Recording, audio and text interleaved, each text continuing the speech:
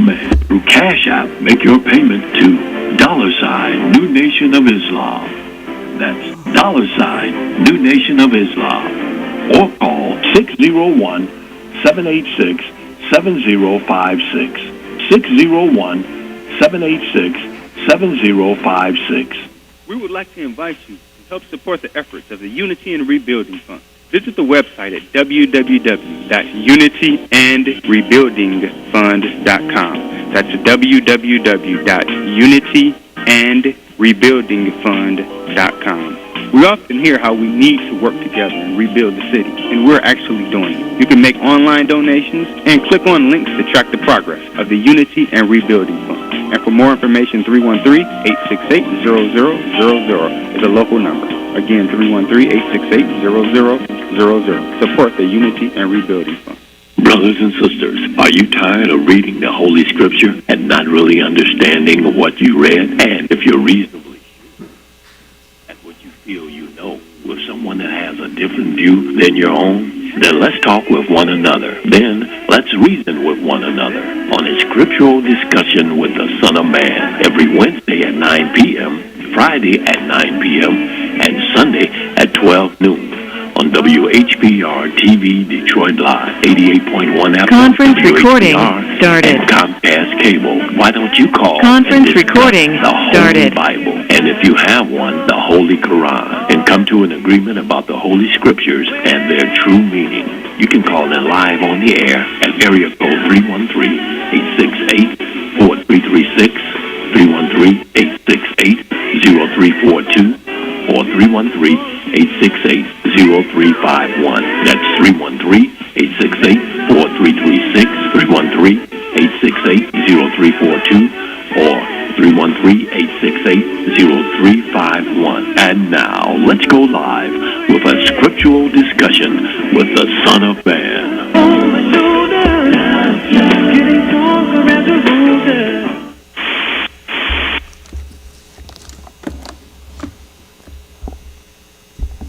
In the name of Allah, the Beneficent, the Most Merciful, the Truthful, and the Most Just. I greet you all who are hungry and thirsty for Allah's righteousness, which is the true understanding of the instruction in righteousness that we call Holy Scriptures. I greet you all with the greeting words of peace. May Allah's Salam Alaikum.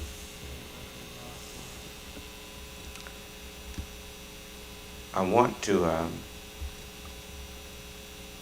give those who have disagreements with us the opportunity to The recording has started. to come in and let us hear from you your questions or arguments. Baby Brian? Okay.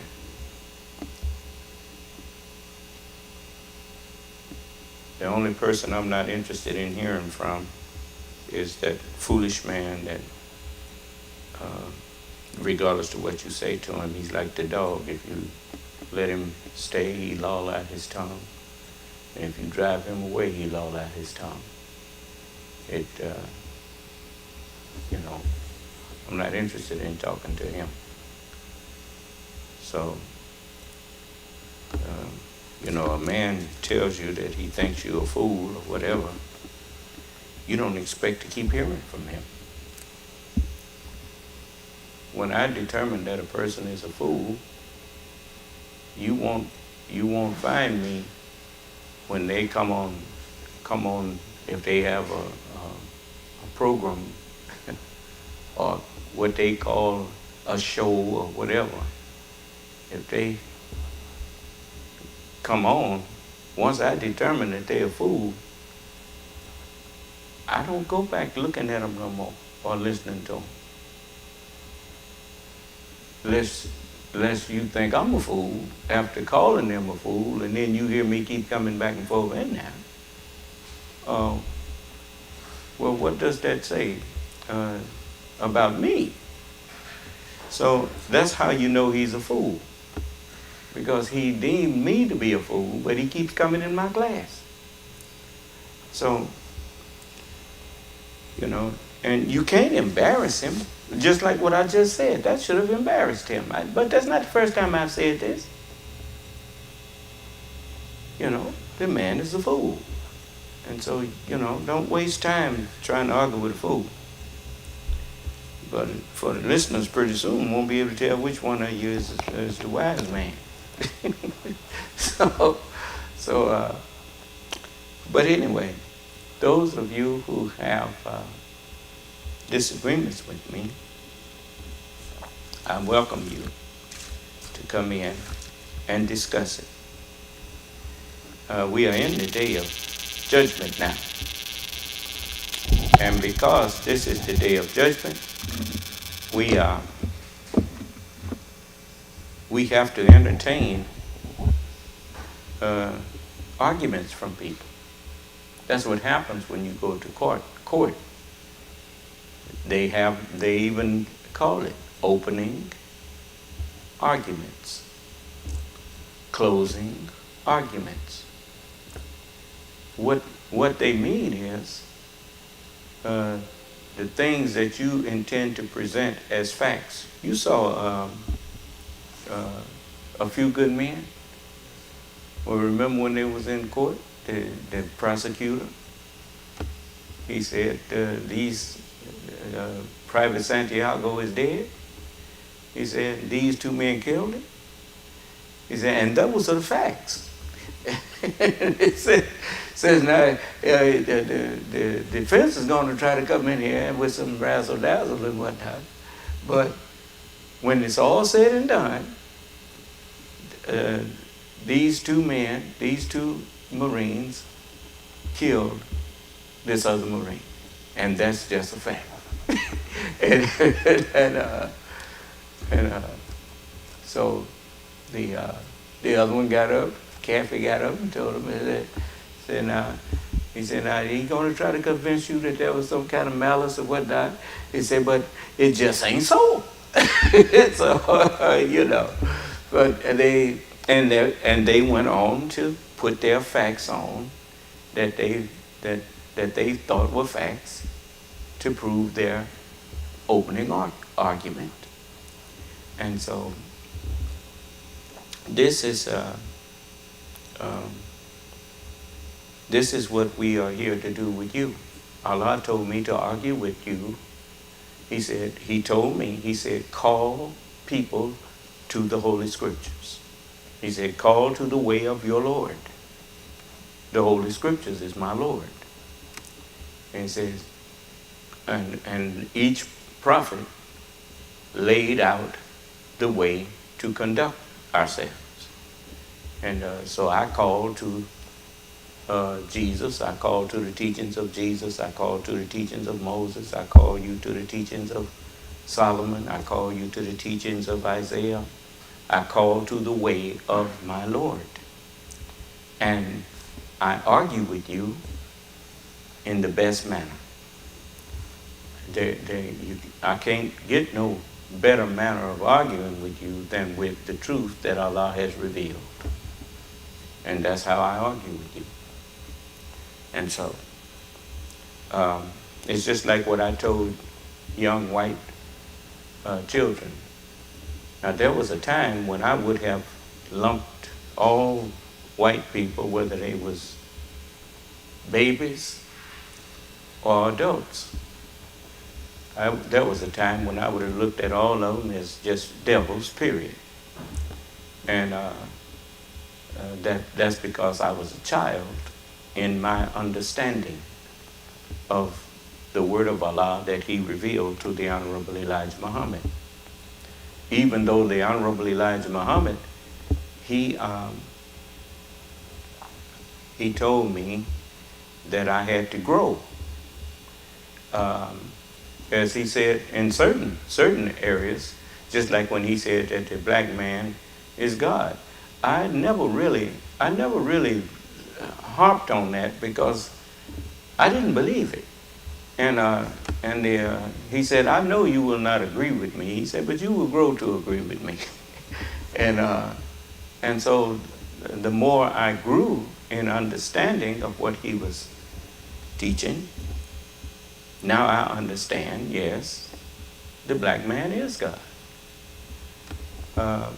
But the black man that he was talking about was me.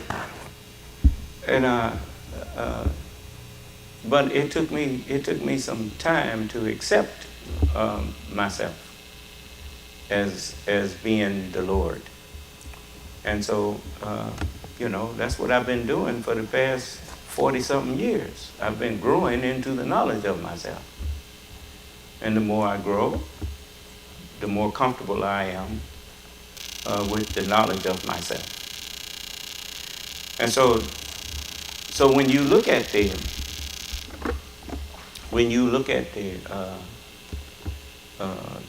teachings, the Honorable Elijah Muhammad had already paved the way for me to grow up and stop thinking that just because somebody's skin was white, that just automatically made them the devil. He said that Master Farad Muhammad's father, when he taught us the history of Master Farad Muhammad, he taught us that Master Farad Muhammad taught him the history of how he was born. He said his father was a black man, very much so. He said, and his mother was a white woman. And his father, after visiting America and seeing our condition and seeing white people, how they treated us, black people here in particular, he knew that he could not come to this solid white country, a country that practiced white supremacy. The doctrine that if your skin is white, then you are just naturally superior to other people.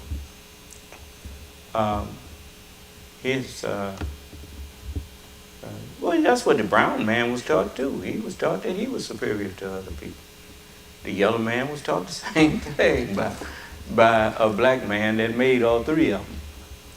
But the fact of the matter is, his father, Master Farad Muhammad's father, he said,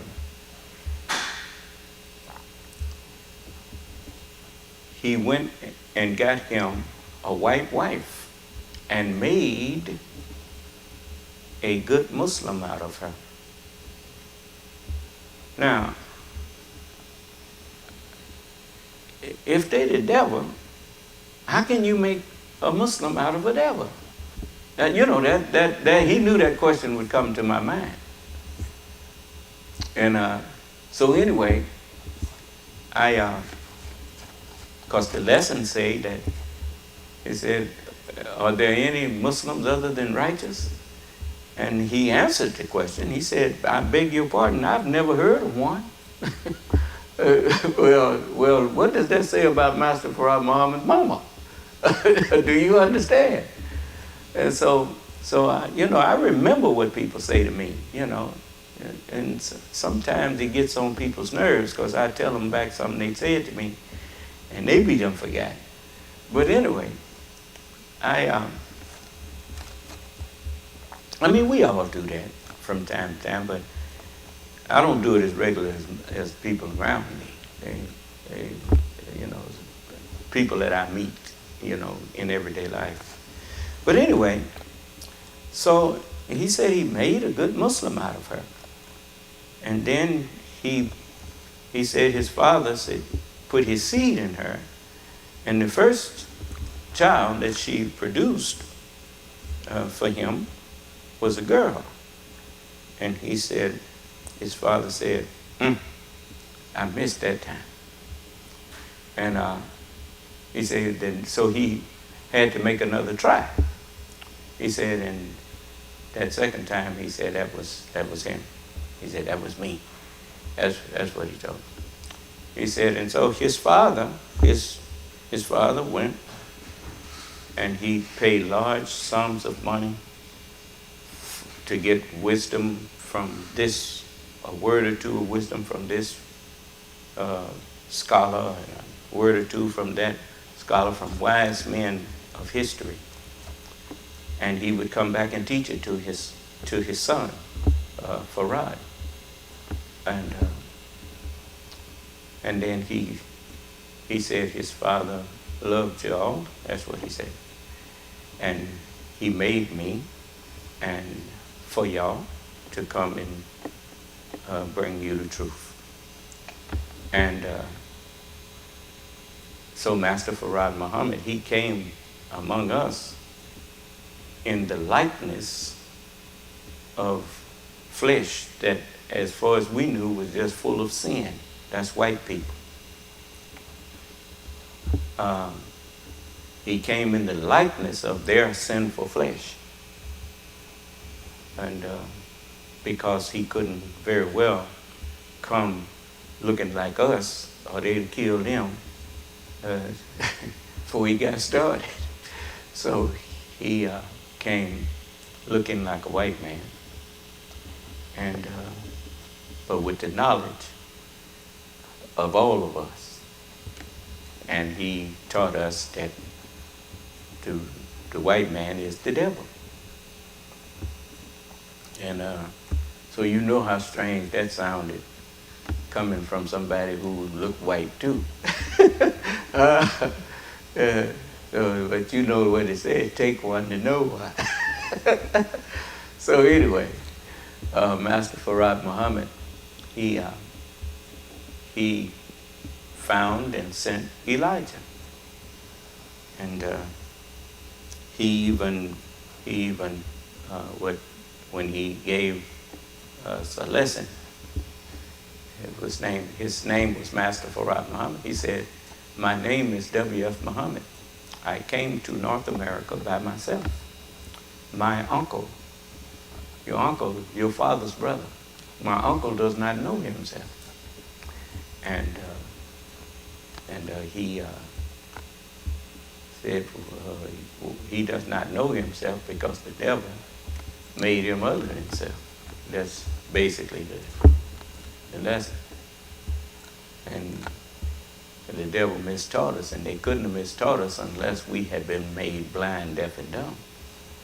Spiritually blind, spiritually deaf, and spiritually dumb.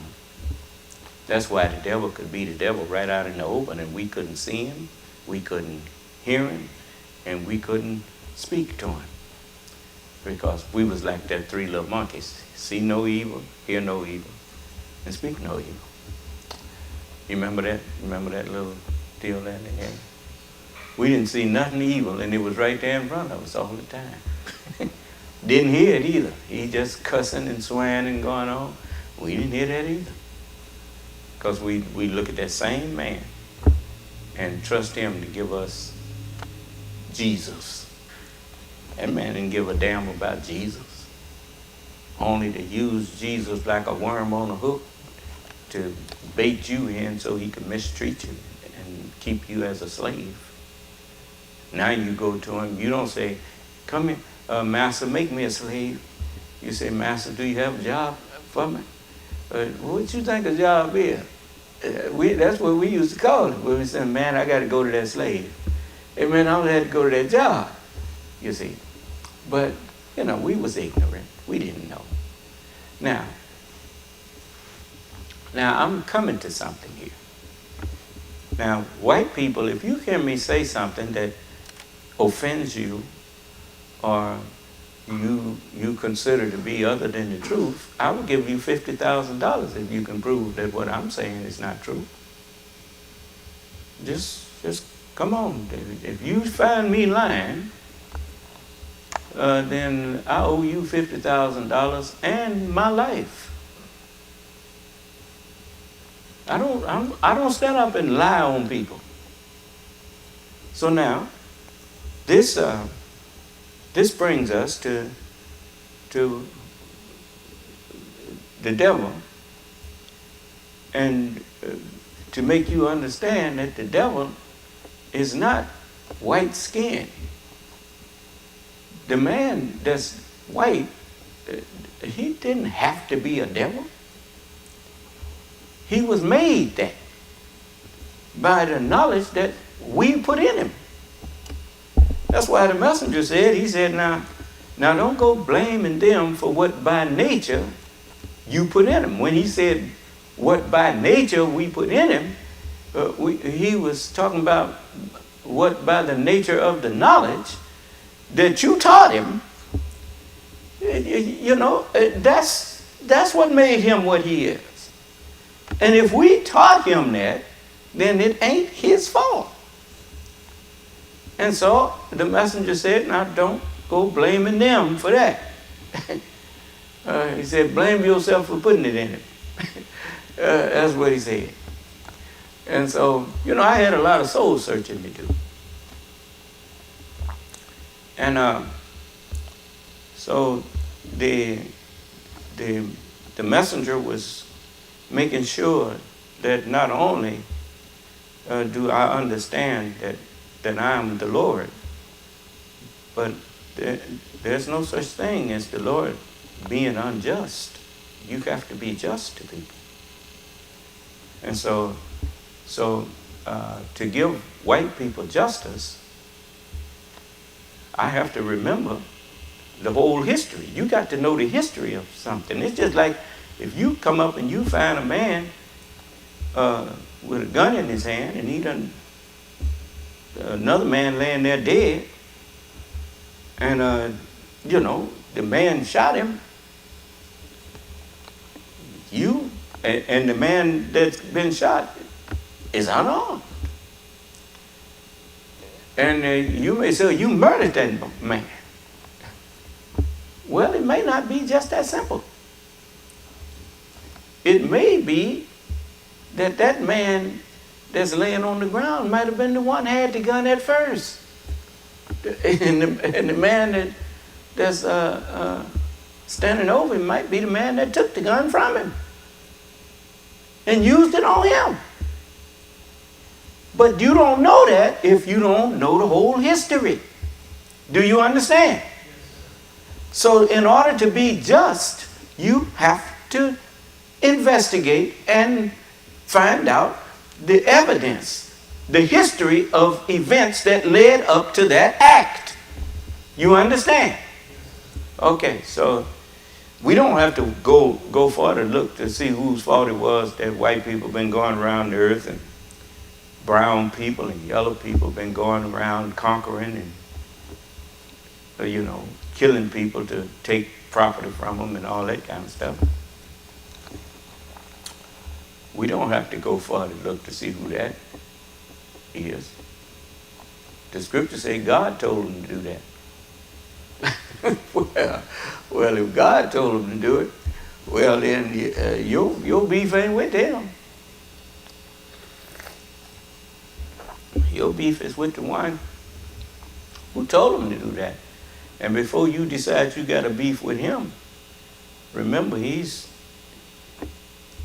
the authority over all of us and not us over him. So be careful and tread lightly on how you go after that. That's why the messenger said, if you made a product, you don't have no right to say that your product is no good. You go to the maker and say, why did you make me no good? Or why did you make the product no good? Then if he decides he want to tell you why he made him, then that's his business. He might tell you like he told them when they first asked him. He said, I'm going to place a ruler in the earth. And that told him right there it wasn't going to be this man was going to be rebellious. If he's a ruler, he ain't finna submit to nobody. So rulers don't submit. Rulers demand other people to submit. So when he told them that, they asked him, he said, will you place in it? You're going to place a mind in human beings that will cause mischief and shed blood? Well, we celebrate your praise and extol your holiness. And we go from generation to generation praising you and holding your holiness in high esteem. And he told them, he looked at them and said, surely I know what you know not. And that was the end of that conversation. I mean, see, when God done made up his mind, he's going to do something. It ain't for nobody he ain't got to explain himself to you. If he decides that he want to do this, that's the way it goes. He do it, and you find out later. To those that believe in God, all things that Allah does works towards the glory, the understanding of God. Do you understand? You don't have to question him. All you got to do is be patient, and all your questions will be answered because he knows best. So he made the devil and told him to go out and subdue the earth and have dominion over the fowl of the air, the fish of the sea, over the cattle, and over the earth, and over every one that moveth upon the earth, and everything. And he told them, they double checked him. The devil, he double checked. He said, now look, you made me erring. Now, you didn't make me spiritual, you made me natural. And, I'm just going to naturally do the things that I see other natural creatures doing. That lion, if he can go over there and when he get hungry, he might go and eat up one of them other creatures and feed him to his children. And so the devil say, I'm gonna make evil seem fair to people on earth. And his Lord told him, he said, that's the right way with me for you. He said, you go. He said, except you don't have no authority over my servants, except the deviators who you can trick and who follow you. And so the devil went out busy. He got busy. I'm talking about white people. And, they the ringleader in this stuff. You can tell that because the Chinese may have been mischievous, and the Japanese too. But they didn't enslave nobody. At least they went out of their, in their history, with a great sin like was done to us. This white man, he took it to the limit, man. He went out of bounds and kept going. And so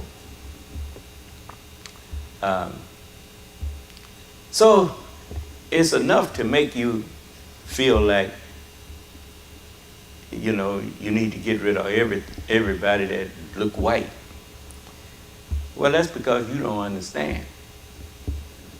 And when you don't understand, you will blame the servant for what he had no choice in. And when someone's choice is removed, then they cannot be blamed for what they did. Do you understand? Okay, so that makes it necessary to forgive all flesh, because flesh had no choice but to do whatever the mind that was in the flesh instructed it to do. So I'm not after your flesh. I'm not after trying to get rid of white flesh or brown or yellow flesh, because flesh is just flesh. Flesh and blood can't do nothing but what it's ordered to do. The one who orders the flesh and blood to do things, you can't kill him with a bullet. You can't kill him with a bomb. You can't even see him with your eye. And he the guilty one. So I'm here to destroy him with the word of my mouth. As the book teaches you, then shall that wicked one be revealed, whom the Lord shall consume with the word of his mouth and with the understanding that he brings with him.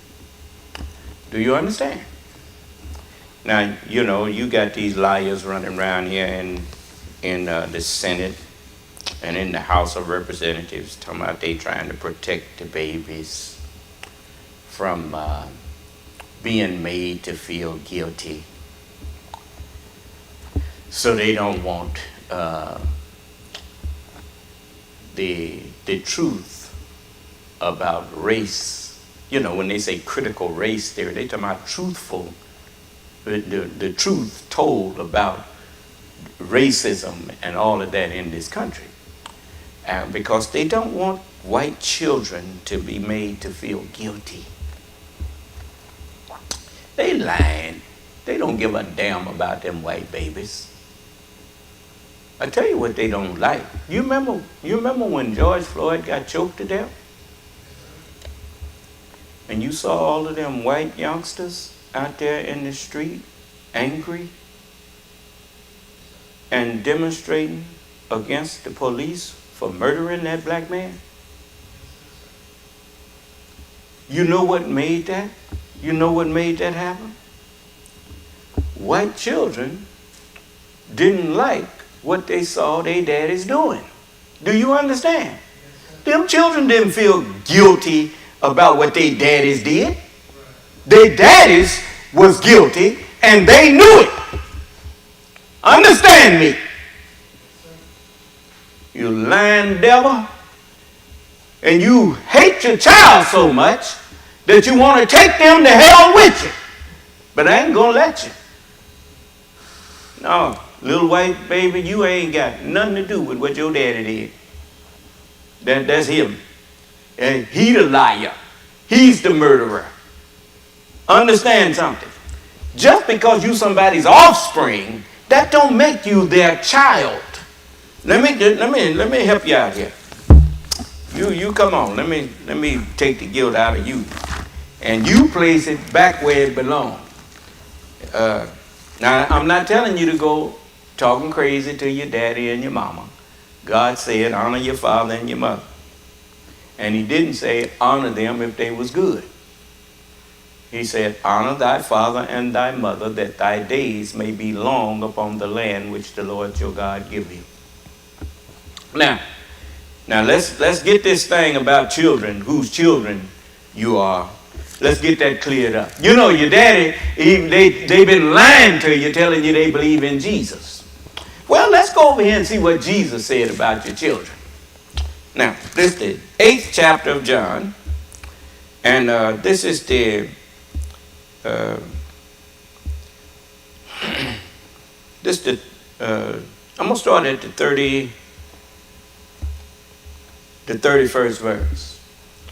And we're going to clear up some things for you because, we can stop this lie. And you notice you don't hear them talking about America first no more. How come you don't hear them saying America first no more? Because of me. I told on them. They don't want to talk about America first no more because I told you what they really meant by it. Low down dogs.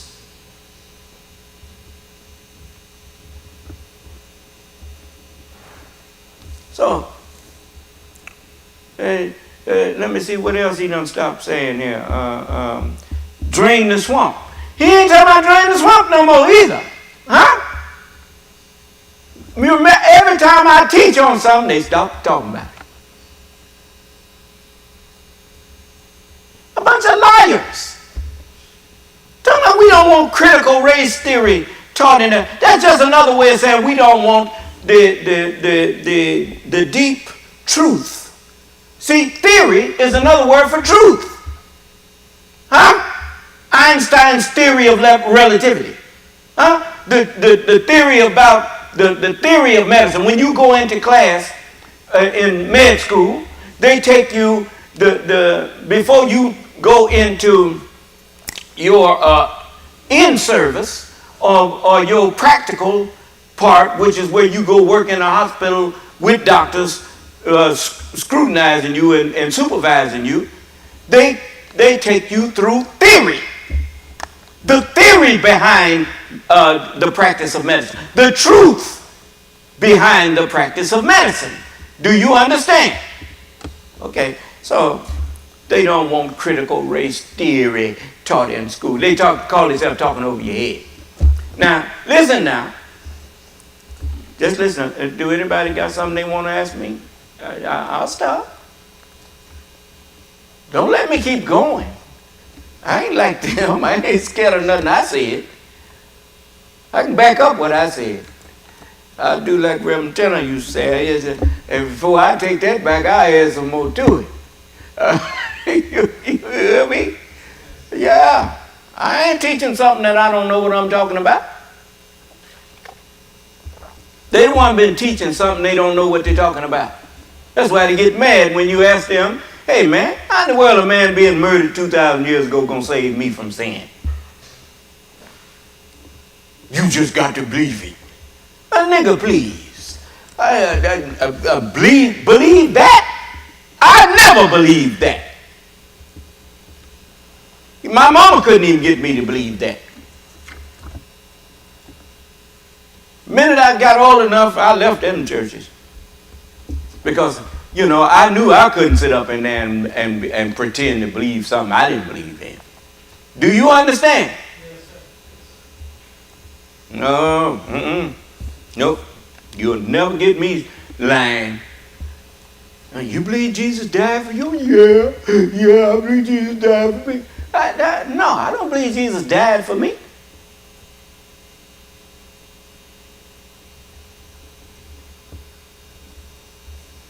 I remember when I was listening to George Patton.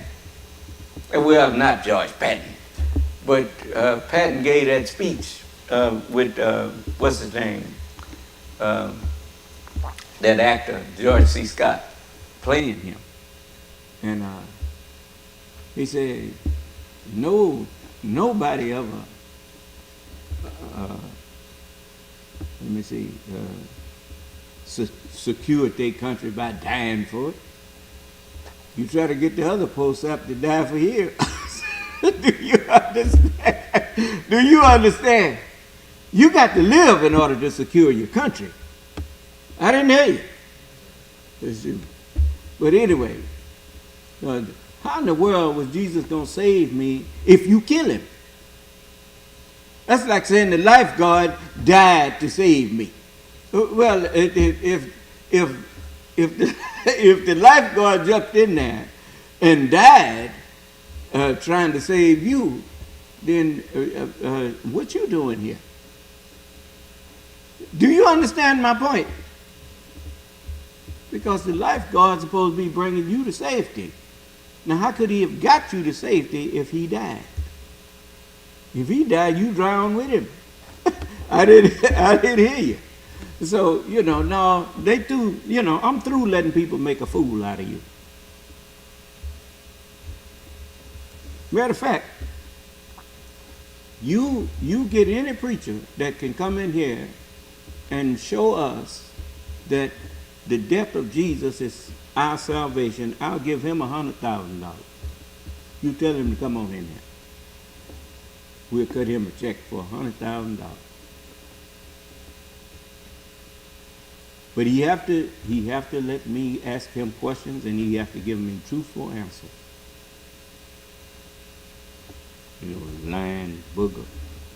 But anyway, now let's start at the 31st verse. Now to this day that you don't hear no Jews talking about Jesus. Come on. Let's just tell the truth and shame the devil. Huh? You know what I mean by shame the devil? You remember when you was looking at Batman? And the man asked, "Where's Bane?" And Bane said, "Speak of the devil, and he shall appear." Is that right? Well, you know I'm not speaking of the devil. That's why the devil's ashamed to come in here. Do you understand? Let me make sure you understood me. The words that I'm saying to you is not of him. I'm not speaking of him. I'm speaking of God. The knowledge that I'm sharing with you is not from the devil, it is from God. And the devil, now I'm speaking about him, but not of him. See, you got to learn the language. He said, and he ain't want to come in here. No, sir. Because if he show up, he'll know that I can go deeper. He know that by the time I finish with him, he gonna look like one of them little bugs that you see and don't want in your house. Do you understand? He's so small when it comes to real knowledge. He has knowledge that we gave him to subdue and have dominion over the earth.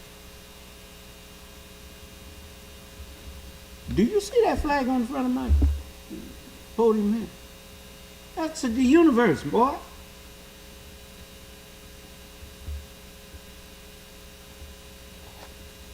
His little knowledge ain't nothing to us. He got it from us.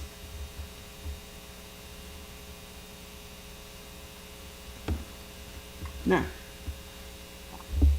so they revised this and tried to make it look like some Jews believed on Jesus. No, they didn't. Show me the Jews today that believe on Jesus. Those who call themselves Jews. Show me one that say believe on Jesus. Why are they calling themselves Jews if they believe on Jesus? Jesus believers was called Christians, wasn't it? I mean, that's what they call themselves. Oh, they got a little pact they done made with each other. You know, they go along with they fornicate with each other. And you know, what I mean is they agree to put up with each other's lies. But neither one of them no real follower of Jesus or any prophet. They follow themselves. And forge Jesus' name and Moses' name on what they do. Do you understand? Okay. Then said Jesus to those Jews which believed not on him, if you continue in my word, then are you my disciples indeed. And you shall know the truth, and the truth shall make you free. They answered him and said, we be Abraham's seed, and were never in bondage to any man. How sayest thou, you shall be made free? Do that sound like they're following him? That's an argument they presented to him. I didn't hear you. When you're following someone, you don't spend time arguing with them. You take notes and you commit to understanding them. Do you understand? You receive them so you can obey and follow. Huh? You don't say, what you mean we gonna be free? We ain't never been in bondage to no man. See how they get caught in their own lies. They tried to tell you, just like when Menachem Begin, a good while back, y'all ain't never heard of him. Some of y'all too young to remember him. but he was sitting down with Walter Cronkite, and he told not Walter Cronkite, and it wasn't Menachem Begin. It was Anwar Sadat and Mr. Cronkite. And Mr. Cronkite said, "Isn't it wonderful that we are sitting at the base of the pyramids that Mr. Bacon's people built when they were in bondage in Egypt?" And Anwar Sadat said, "I beg your pardon? There's no history of that in Egypt."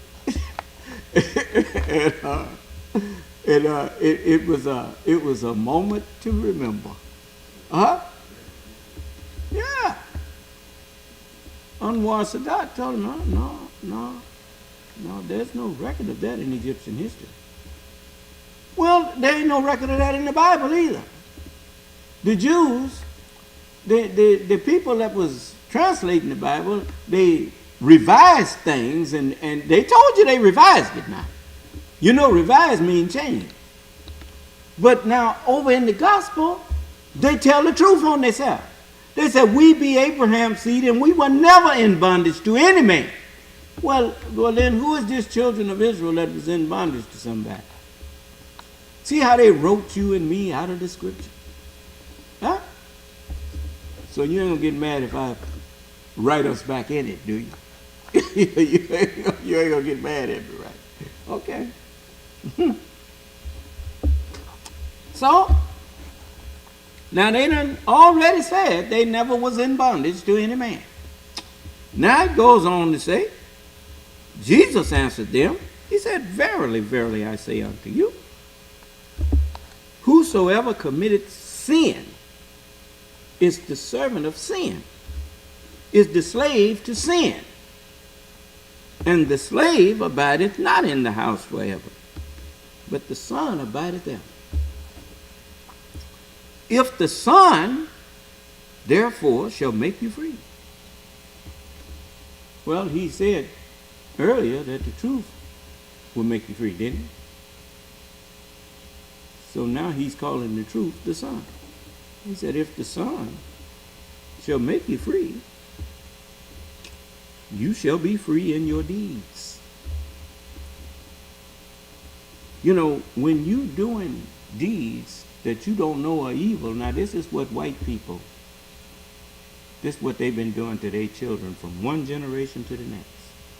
They even showed you in some of them old slave movies where the little white boy and the little black slave, they would play together and they was good friends for a while. And then his daddy would have to talk with him. And now you know you can't be his friend. He telling you, that's your slave. That boy ain't your friend. Then he stopped them from playing together at a certain age. Huh? You understand? You see? And so they kept passing those lies on to their children. Now this is how they pass the lie on. See, whenever your daddy and your mama, listen to me now. Whenever your daddy and your mama, if they telling you the truth, they don't care who hear it. Do you understand? But when they lying to you, that's when they pull you to the side, and then they start telling you things about other people without saying what they're saying in front of those other people, and being willing to let those other people argue with them if they have a problem with what your daddy and your mama saying.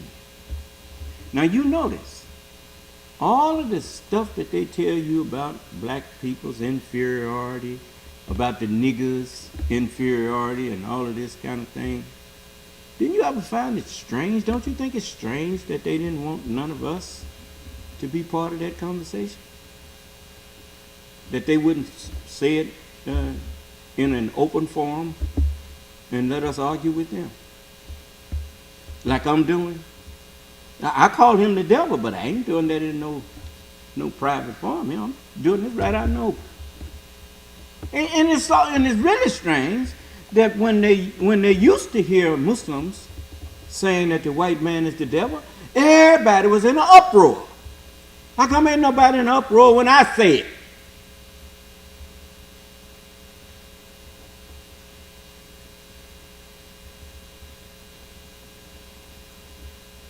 The Honorable Elijah Muhammad told you. He said Allah's not going to let you get away with going bowing to some other God. No, he's going to force you to bow to him. Look what I've done. Don't you know when you shut your mouth when somebody's saying something bad about you and you hear it and you don't say nothing, you bowing to them? You do know that, right? Well, if you didn't, you know it now. And you better come on in here and say something.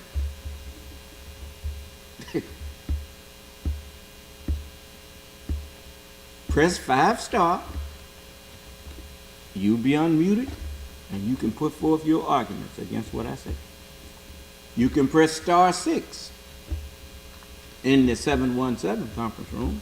That will unmute you, and you can put forth your argument against what I say. You've been lying to your babies and condemning them to hell, and I'm not going to let it go no further.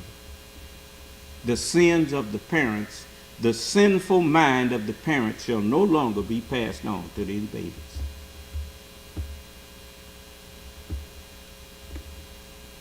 No more.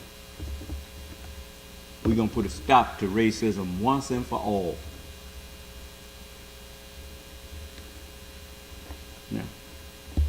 Now, they don't give a damn about you, baby.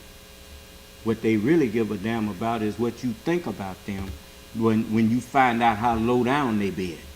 That's what they upset about. You don't want to be like them. That's another saying that these young people coined. See you, wouldn't want to be you. Huh? Yeah. Why do you think they talk about woke? Have you ever looked up the definition of woke? Let's read it. Just a moment here. It's on Bing. Bing. Yeah. That's a good name to call it, ain't it? Bing. It's online unless they done took it off. But I know I saw it. I saw it on there. Let's see here.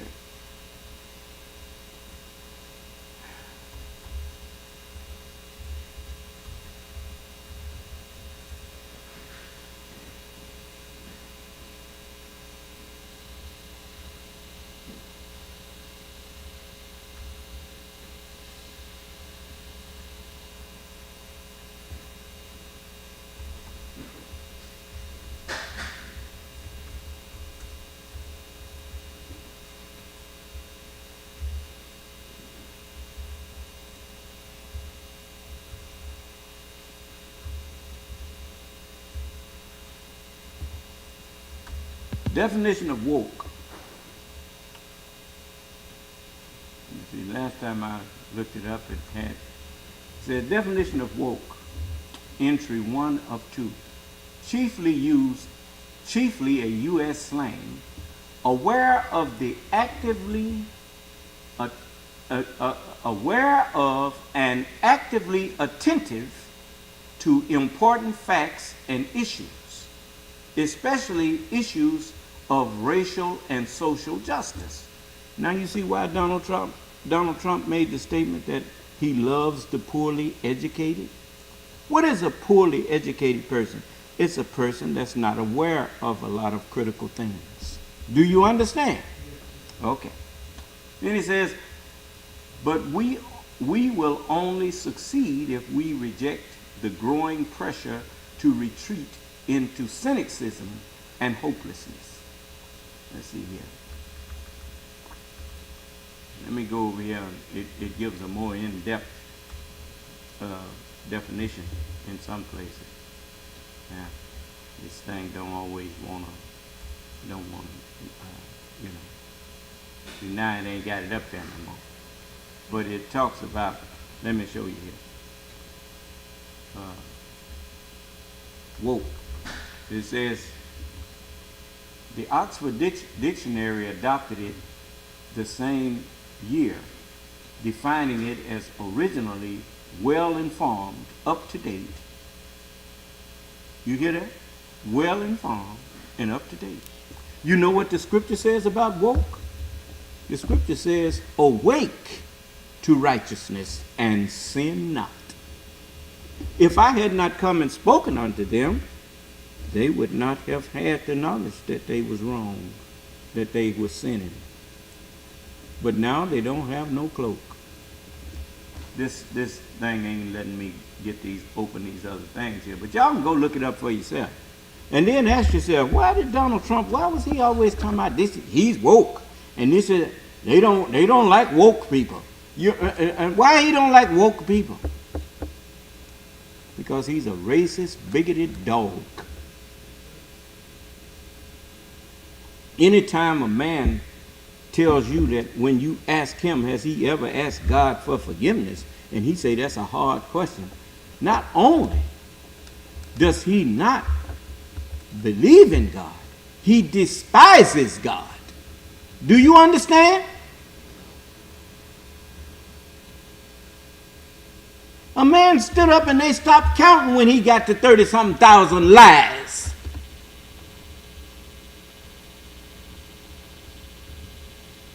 How come ain't none of these evangelicals coming in here talking to me and telling me that I'm wrong? I mean, they always talking about what they're going to do to somebody when they're threatening the attorney general there in Georgia. Threatening them for investigating that low-down dog.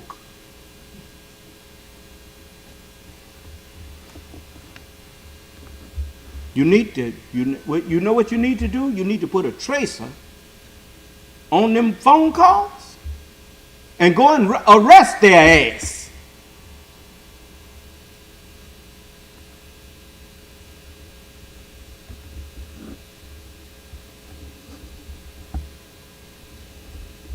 Boy, you just don't know. You gonna get what you got coming. Let me read something to you. You think Allah is not aware of what's going on with these people? Now look, you can find this in the National Geographic. Everybody done heard of National Geographic, right? They're not no rag. I didn't say National Enquirer. I said National Geographic. This is the science section of National Geographic. This is by Sanjay Mishra. Sound like an Indian, you know, like Sanjay Gupta and whatnot. Okay. Listen to this now. Even mild COVID-19 can cause your brain to shrink. And before you start making jokes, you remember they even from way back, they talked about black people in Africa shrinking people's heads and all that kind of stuff. Huh? Shrunken heads. You remember they showed movies about black people that, you know, the natives shrinking somebody's head? I told you, it ain't no way. As the Honorable Elijah Muhammad told us, he said that one of our scientists, 50,000 years ago, now if you can prove that I'm not telling the truth, I'll give you $50,000. I'm not going to let you accuse me of lying when you don't have any proof. I got proof of what I said. But anyway, the Honorable Elijah Muhammad, he taught us that 50,000 years ago, one of our scientists, his name was Mr. Shabazz, he disagreed with the other 11 that he was one of the 12 who was ruling, and we never had one God. We never had one ruler. We had 12 that acted as one. And as he said, that's where you get the term that there are 12 inches in a ruler. But these people didn't know nothing about English. We gave them English. But we are the authors of English. And so anyway, you want to argue with me on that? You're welcome to come in here and try.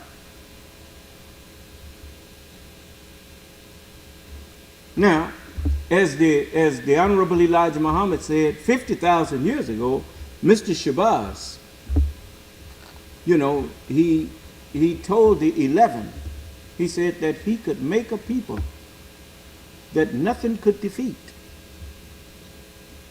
And that from that people, we could produce one who would be so wise that we would bring it in.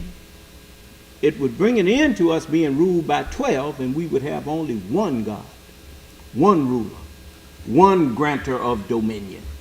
Do you understand?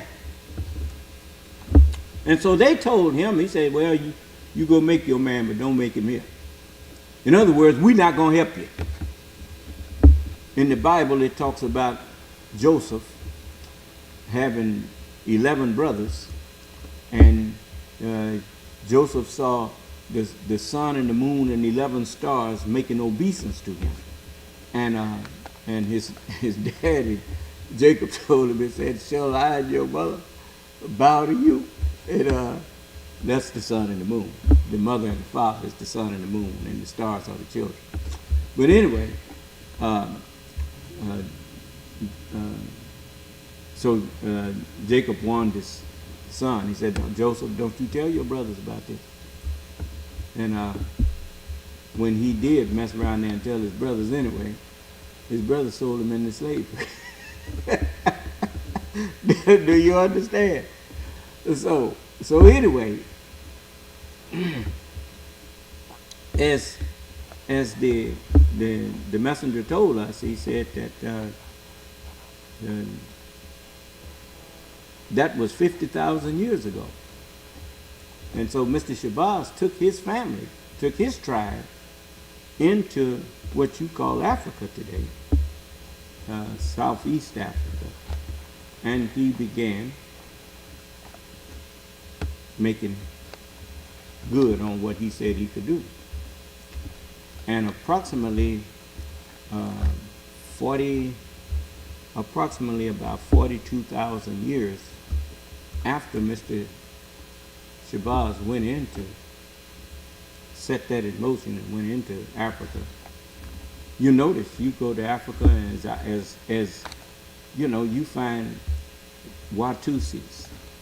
They talk about the Watusi tribe, and everybody's over 7 feet tall. And then you go to the pygmies, and ain't nobody over 4 feet tall. Now that tell you right there, somebody's messing around there with some genes here. Huh? Okay. Then Yaqub was born, and he fulfilled what Mr. Shabazz started. He made a people that nothing could defeat. You ain't got no people on this planet that can make war with this white man.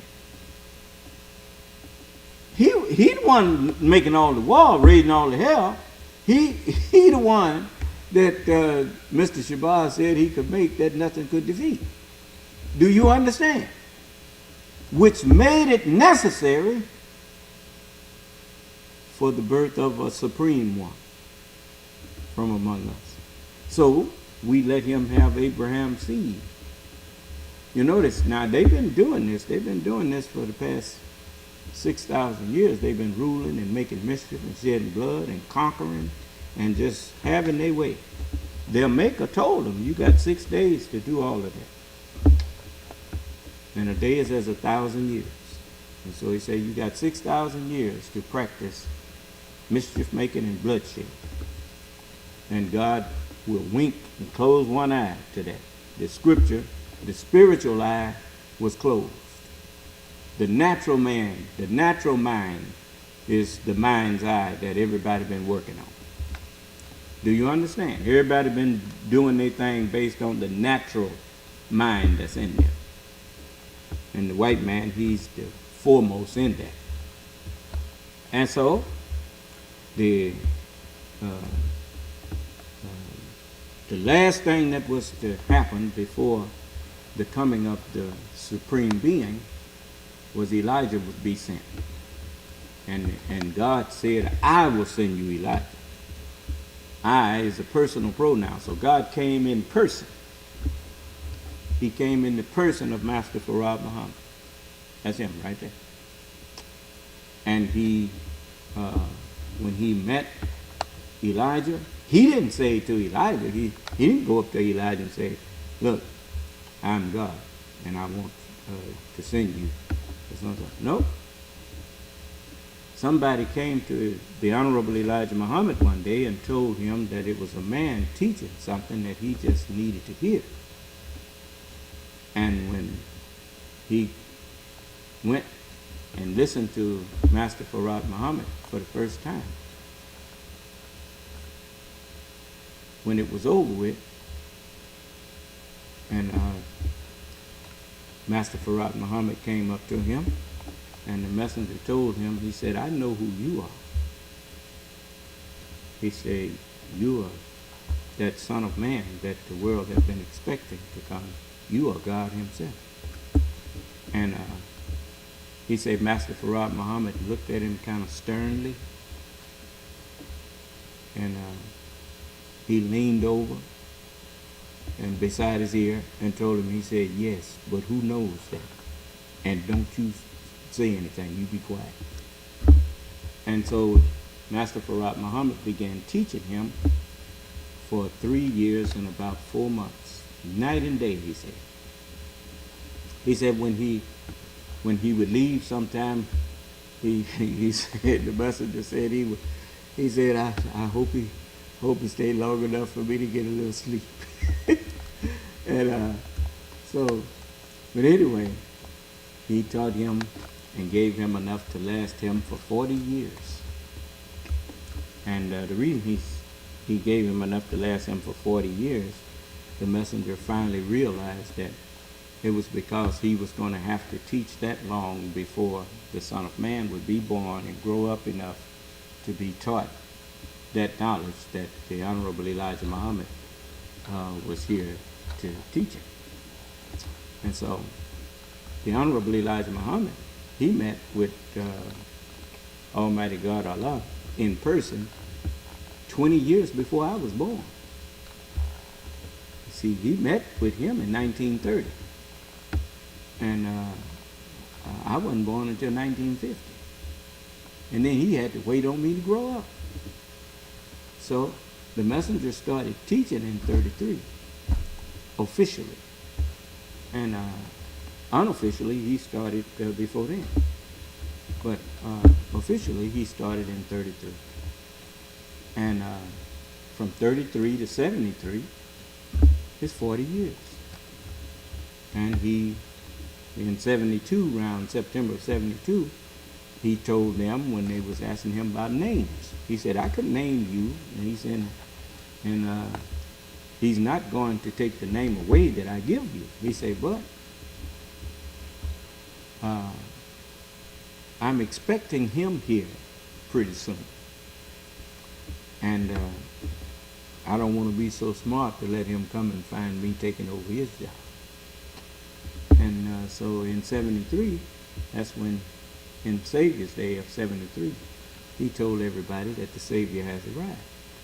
Yes, and that was the Savior's Day that I went to Savior's Day. I had just came in the nation. And so they started reprinting articles and stuff to catch me up. And so that was done. And so now I'm here to confront. I relieved him. I was his relief. I didn't say I took his place. I was his relief. You saw Star Trek. Once they made Kirk the captain of the Enterprise, then the Captain Christopher Pike or whatever, I think that was his name, he was relieved of that duty. Huh? And he was no longer the captain anymore. So likewise, the Honorable Elijah Muhammad told you that he wasn't trying to get you to love and worship him up. He said, but I'm trying to get you to love and worship him whom I'm preaching to you. Huh? That's what he told you. But they upset, mad, because, I'm the one. But, you be mad or glad, but it ain't going to change nothing. So I tell you what, show me another black man on this planet that when he talking about whatever he say about white people don't never say nothing other than me.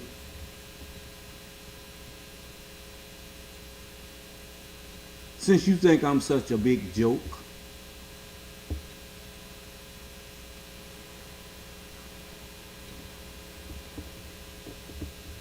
he's not a fool. You the fool.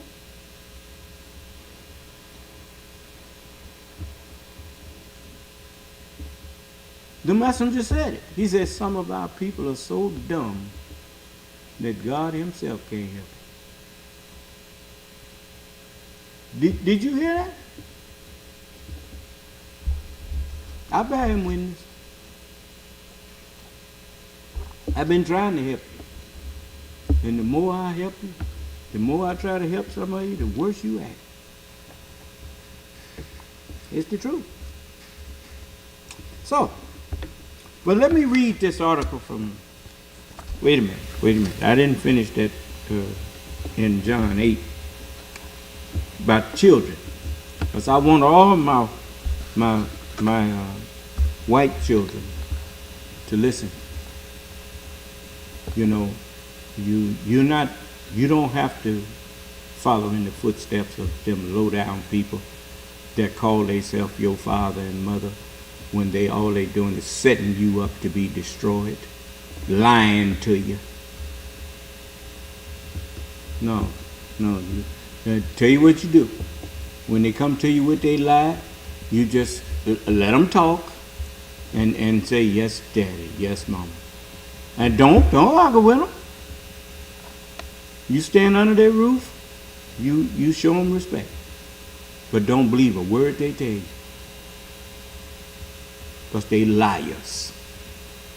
And if they wasn't liars, they'd come in here and call me a liar for telling you that.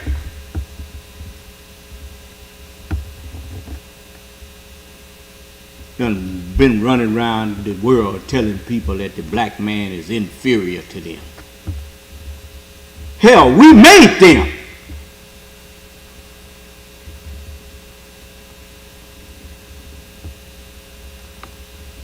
Anyway, let's go on and read some more. We left off at verse 36. If the Son therefore shall make you free. Now he called the truth the Son now. He said, if the Son therefore shall make you free. Remember it says, and the Word was made flesh and dwelt among us. You see? So, I'm the Son of Man. You see? The truth that all of the prophets brought became one in the head that's standing here talking to you. So it says, I know, that's the 37th verse, I know that you are Abraham's seed, but you seek to kill me because my word has no place in you. You remember when Jesus said, I have yet many things to say unto you, but you cannot what? You cannot bear them now. There's a time. This is the day and time that you can bear the truth. That's otherwise I wouldn't be here teaching. Bear don't mean like, boy, I can't, that fire too hot, I can't bear that. No, that's not what it's talking about. Bear as in carry. Receive it and hold on to it. Listen. Let me show you. In 1 Corinthians, the 15th chapter, it is very important that you know these things. It says in the 49th verse, well, I'm going to briefly read the 45th through the 49th. And so it is written, the first man.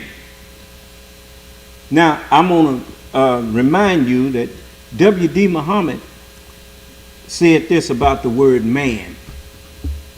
He said, man means mind. And he was right about that. The same way that we physically, you and I, human beings, we man the earth. Do you understand? We have charge of it. Animals don't have charge over the earth. We have charge over the earth. Do you understand? Okay. We man the earth. The mind that's in us mans us and the earth. Do you understand? It mans us to man the earth. Do you understand? Okay. So the first man, the first mind that we call Adam. Why Adam? What is the prefix of Adam? Well, did you come here with the mind you got, or was it added to you? It was added. Okay. So it says, the first mind that was added unto us was made a living soul. Was made one with the flesh and with the natural universe around it. A living soul. You understand? Then it says, and the last Adam was made a quickening spirit, a living word or spirit that is able to, Jesus compared it to yeast. He said the teachings of righteousness, the kingdom of heaven, is like leaven, which a woman took and hid in 3 measures of meal till the whole was leavened. Well, that's what the word of God, that's what righteousness does. You see, righteousness, if righteousness had really been in white people, they couldn't have been devils. Wouldn't have been no devils on this planet if righteousness had been in anybody. But we needed to learn all about the natural creation. And in order to learn about it, we had to study it, the ins and outs of it, the ups and downs of it, to and fro and up and down in it, and learn all about it. So we had to close that spiritual eye in order to get an understanding with that natural eye. You understand? We also needed to learn the limitations. If the spiritual eye had been open, ain't no way white people could have passed us and did to us from one generation to the next the crimes against humanity that they did against us. They couldn't have done it if they had had a spiritual awakened mind. They had only the natural mind. the survival of the fittest. The strongest take from the weak. Do you understand? And they justified it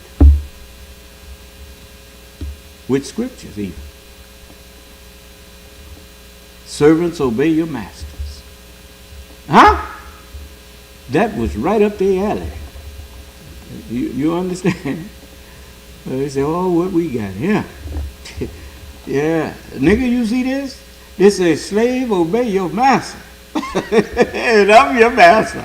So nigga, get busy. Is that right? So he had himself a ball, enjoying doing to us what he screamed like a scalded dog when it was attempted to be done to him. Ain't that something?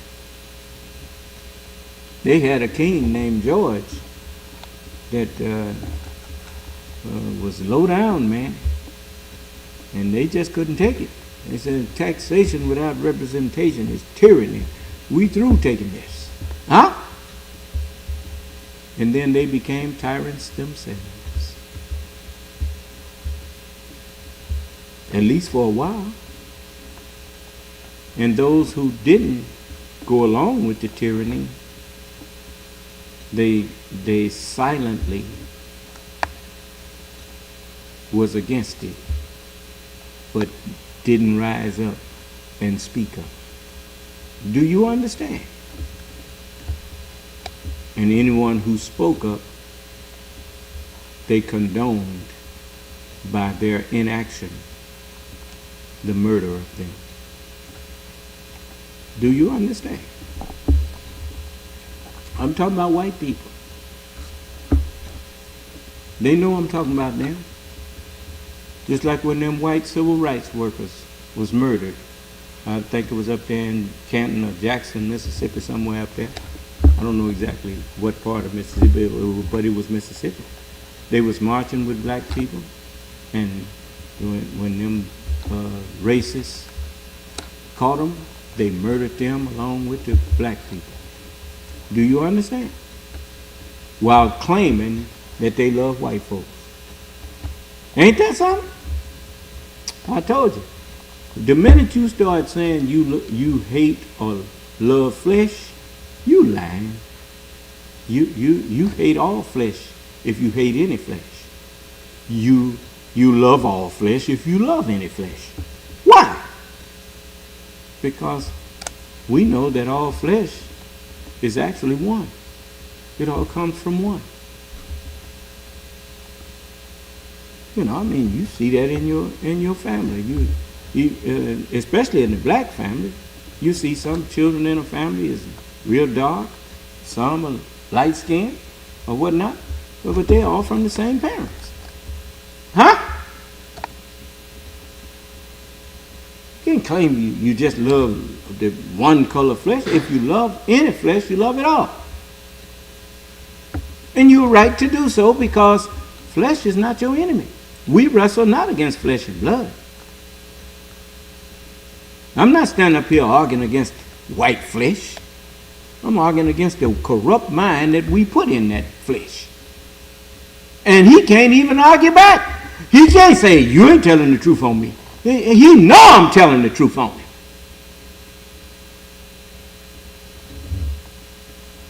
So it says, howbeit, that was not first which is spiritual, but that which is natural, and afterward that which is spiritual. Remember, I told you, you don't get the cure for a disease before the disease, you get the cure after the disease. Is that right? Okay. Then it says, the first man is of the earth. He is earthy. The second man is the Lord from heaven. The second mind is the prophets, the Lord from heaven. Do you understand? The mind from heaven. As is the earthy, such are they also that are earthy. And as is the heavenly, such are they also that are heavenly. And as we have borne, carried the image of the earthy, what's the root word of imagination? Okay, so as we have borne the imagination or the image, the thoughts of the earthy man, we shall also bear the imagination or thoughts of the heavenly. But when Jesus was here, it wasn't time to bear the thoughts of the heavenly. So he said, I have yet many things to say unto you, but you cannot bear them now. Do you understand? Because the time given to the wicked one, to the wicked mind, to practice, to the earthy mind, to practice its earthy things, the time given to them to practice that was not up. They had 2,000 years to go. And that's why Jesus told them, you can't bear the things that I'm saying now. You can't carry the spiritual truth. So everything he spoke it in a parable. Do you understand? Okay. So when you get back over there to John, when Jesus was talking with them Jews, and Jesus told him, I know you Abraham's seed. He said, but now you seek to kill me. What did he say? Let's go back there. This is the 37th verse of the 8th chapter of the book of John. It says, I know that you are Abraham's seed, but you seek to kill me, because my word has no place in you. You can't bear my words now. Do you understand? If they had had any spiritual understanding, 400 years of slavery wouldn't have never happened. Do you understand? Okay. So it says, my word have no place in you. It says, I speak that which I have seen with my mind, my Father. And you do that which you have understood or seen with your mind, your Father. The mind is the father of all of the actions and deeds that you commit. Why did Jesus say Father?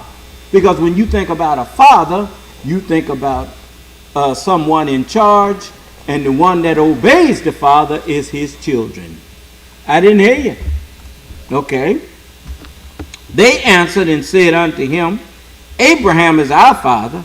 Jesus said unto them, if you were Abraham's children, if the mind that was in Abraham was in you, you would do the works of Abraham. Huh?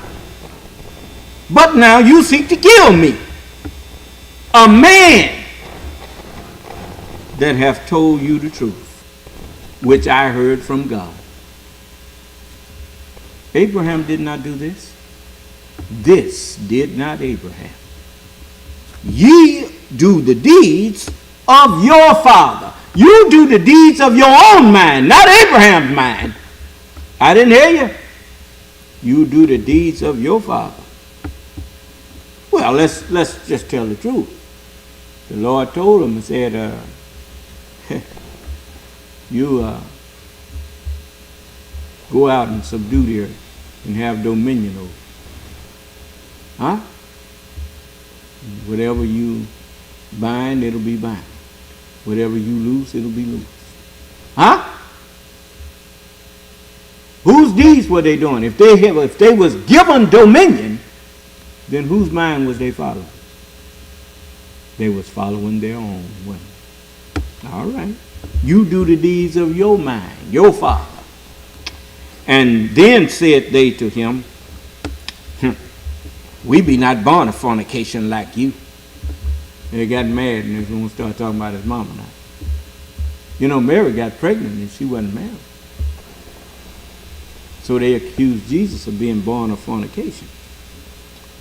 He said, we be not born of fornication. We have one Father, even God. And Jesus said unto him, if God were your Father, you would love me. For I proceeded forth and came from God. Neither came I of myself, but he sent me. What child that was born got here because they was sitting off somewhere choosing to come in? I didn't hear you. Didn't none of us ask to be born, did we? You couldn't. You fought to get here after that little life germ was turned loose. Yeah, all of them was racing to try to get, didn't even know where they was racing to. But they was running to get a prize that they didn't have the slightest clue of what the prize was, as far as we know. Is that right? Okay. So it says, so Jesus said, why do you not understand that I meant that in a figure of speech? It didn't mean literally that God came and sent me here. But he said, why did you not understand my speech? He said, even because you cannot hear my word. You can't understand spiritual things because you just a wicked devil. And he told him, he said, ye are of your father, the devil, the deviser of illusion.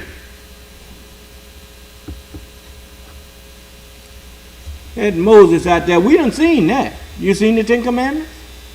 Got Moses out there with a stick, holding it up over the water, and the water opening up. And he talking about that's the parting of the Red Sea. Ain't that something? What is it? He's a deviser of illusion.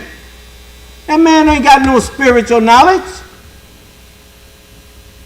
So it says, he was a murderer from the beginning and abode not in the truth.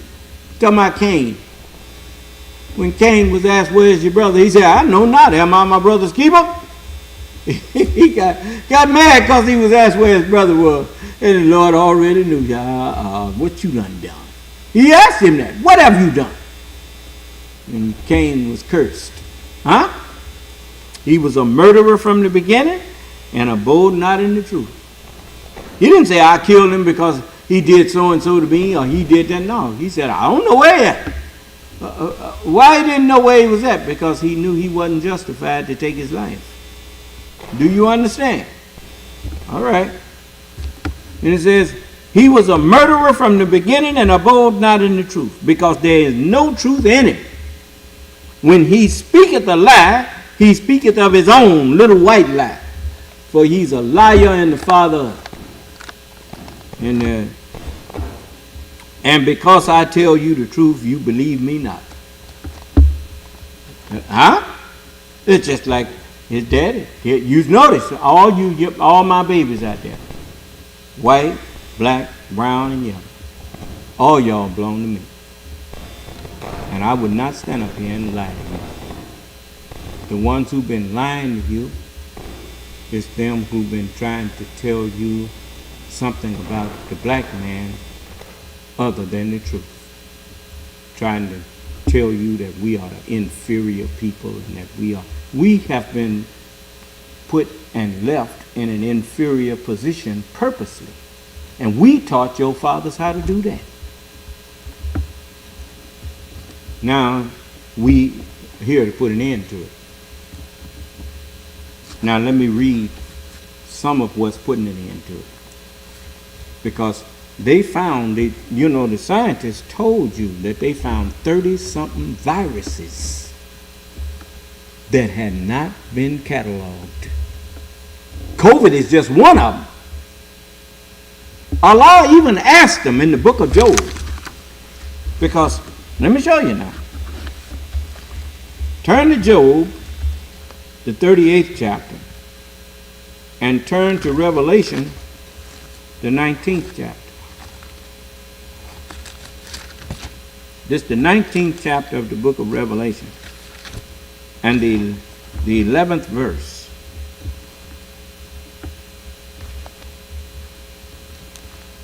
Yeah, we got time. We got time. We ain't been going but an hour and a half. Now, let's see here. This is the 11th verse. It says, and I saw heaven opened. Jesus told you that hereafter you would see the Holy Scriptures open, the understanding of it open. This is in the first chapter of the book of John. You know, Matthew, Mark, Luke, and John. The first chapter of John. And the last verse. And Jesus saith unto him, he's talking to Nathanael. He said, verily, verily, I say unto you, hereafter you shall see heaven open, and the angels of God, the words of God. Remember in Hebrews it says he maketh his angels spirits. And Jesus said in John the 6th chapter and around the 63rd verse, he said, the words that I speak unto you, they are spirit and they are life. So it says, hereafter shall you see heaven open and the words of God ascending and descending upon the Son of Man. Just like you see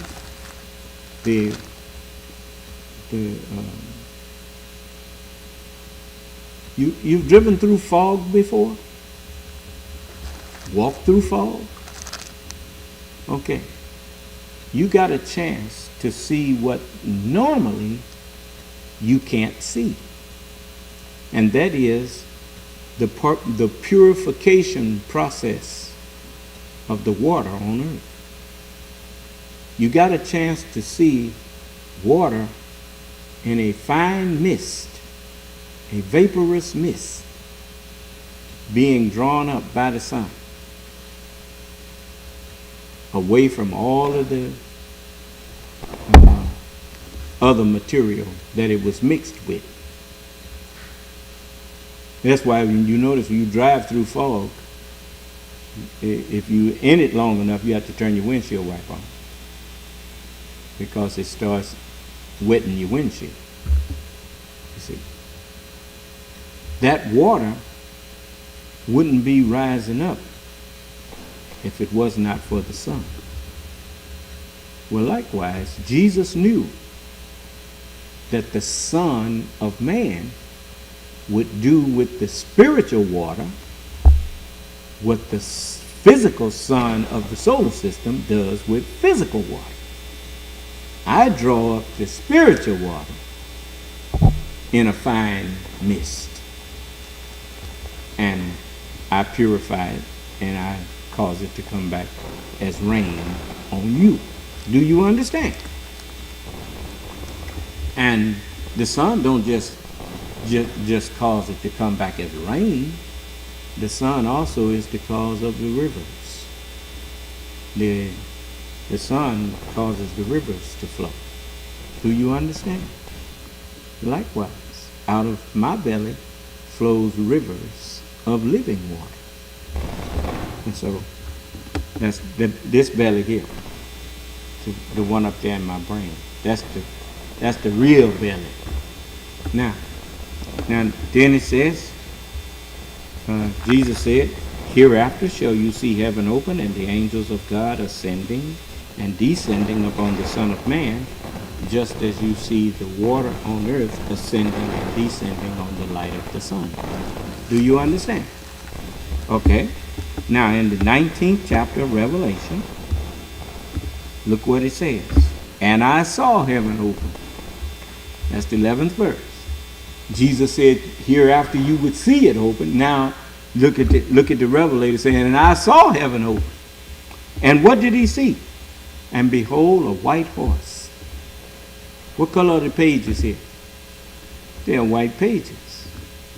So, because they are pages transporting the Word of God, which is a living Word, then the page itself is compared to a living thing, a horse. Do you understand? I beheld a white, it says, I saw heaven open, and behold, a white horse, a white page, and he that sat upon him was called faithful and true. What kind of words is on the pages of Scripture? Faithful and true words. As it says, right, for these words are faithful and true. And then it says, and in righteousness, in religion, he doth judge and make war. Huh? Now turn to Job. Because y'all don't realize what a terrible position you are in. But you better wake up. It don't pay to be asleep today. That's why I'm waking you. This is the 22nd verse of the 38th chapter of the book of Job. It says, hast thou entered into the treasures of the snow? Where did they find all of them viruses at? Frozen? In glaciers? Hast thou entered into the treasures of the snow? Or hast thou seen the treasures of the ice or hail? Huh? Which I have reserved against the time of trouble, against the day of battle and war. In righteousness he doth judge and make war. You remember I told you all that I remember that boy threatened me, and he did it publicly. Told me he got plans for me. We got plans for you. I said, oh yeah? We got something for you too. It's right here in the Scripture. I'm reading some of the plans that you forced us to unleash on you. And here it is. You never should have threatened me, boy. So, it says, which I have reserved against the time of trouble, against the day of battle and war. Now let's see what this one virus is doing. They still cataloging what it does. While you arguing about the CDC, you upset because the CDC trying to protect your sorry ass.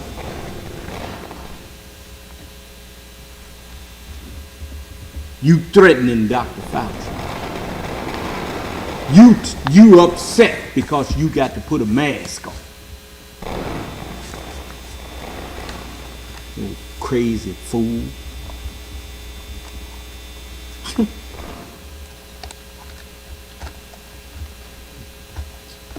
Here it is. Even mild COVID-19 can cause your brain to shrink.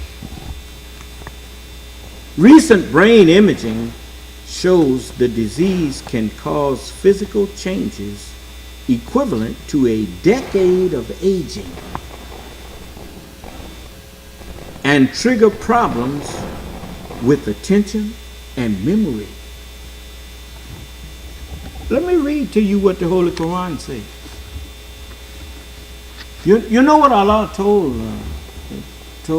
the people to do after he created me? He said, I'm going to create a man of sounding clay, of black mud, fashioned into shape. So when I have made him complete and breathed into him of my spirit, humble yourself and submit to him. So the angels humbled themselves, all of them together. How you know that's true? When the Son of Man shall come in his glory, and all the holy angels with him. Name a prophet that's not with me, that does not agree with me. Name just one.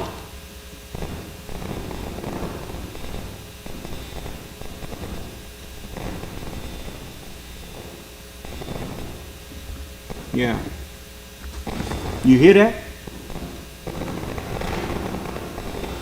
You hear that?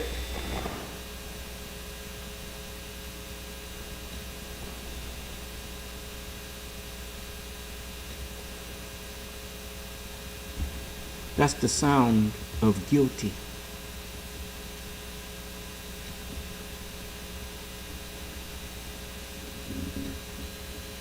Remember all them hateful things they were saying about me?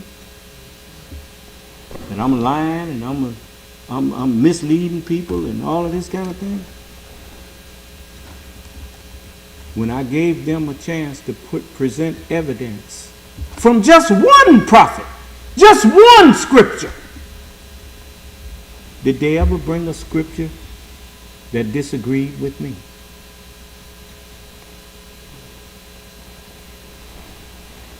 Okay. It says that recent brain imaging shows the disease can cause physical changes equivalent to a decade of aging and trigger problems with attention and memory. Exactly why is still a mystery. Well, let me show you over here in the mystery of God. You ever try to talk to a drunk man and keep him on subject? Huh? That's an effort in futility. Yeah. Well, you see, it triggers problems with attention and memory. Huh? Okay, let's see here. This is the 22nd chapter of the Holy Quran, and it's entitled The Judgment. This is the pilgrimage is actually the name of the chapter, but the first section is entitled The Judgment. It says, in the name of Allah, the Beneficent, the Merciful. O people. And notice it don't say, O Arabs, O black people, O yellow people, O Chinese people, or brown people, or what. It just say, O people. Why? Because the earth is the Lord's, and the fullness thereof, the world, and every person in it. So they just say, old people. Huh? Keep your duty to your Lord. We sent no messenger but that he should be obeyed. Well, what does the Lord of all of those messengers expect when he comes? I expect to be obeyed. You say you don't have to do what I say. I say you're going to wish you had. So it's written. It says, surely the shock of the hour. What hour? The hour of judgment. The coming suddenly of the hour of judgment. The shock of that hour is a grievous thing. The day you see it, every woman giving suck will forget her suckling.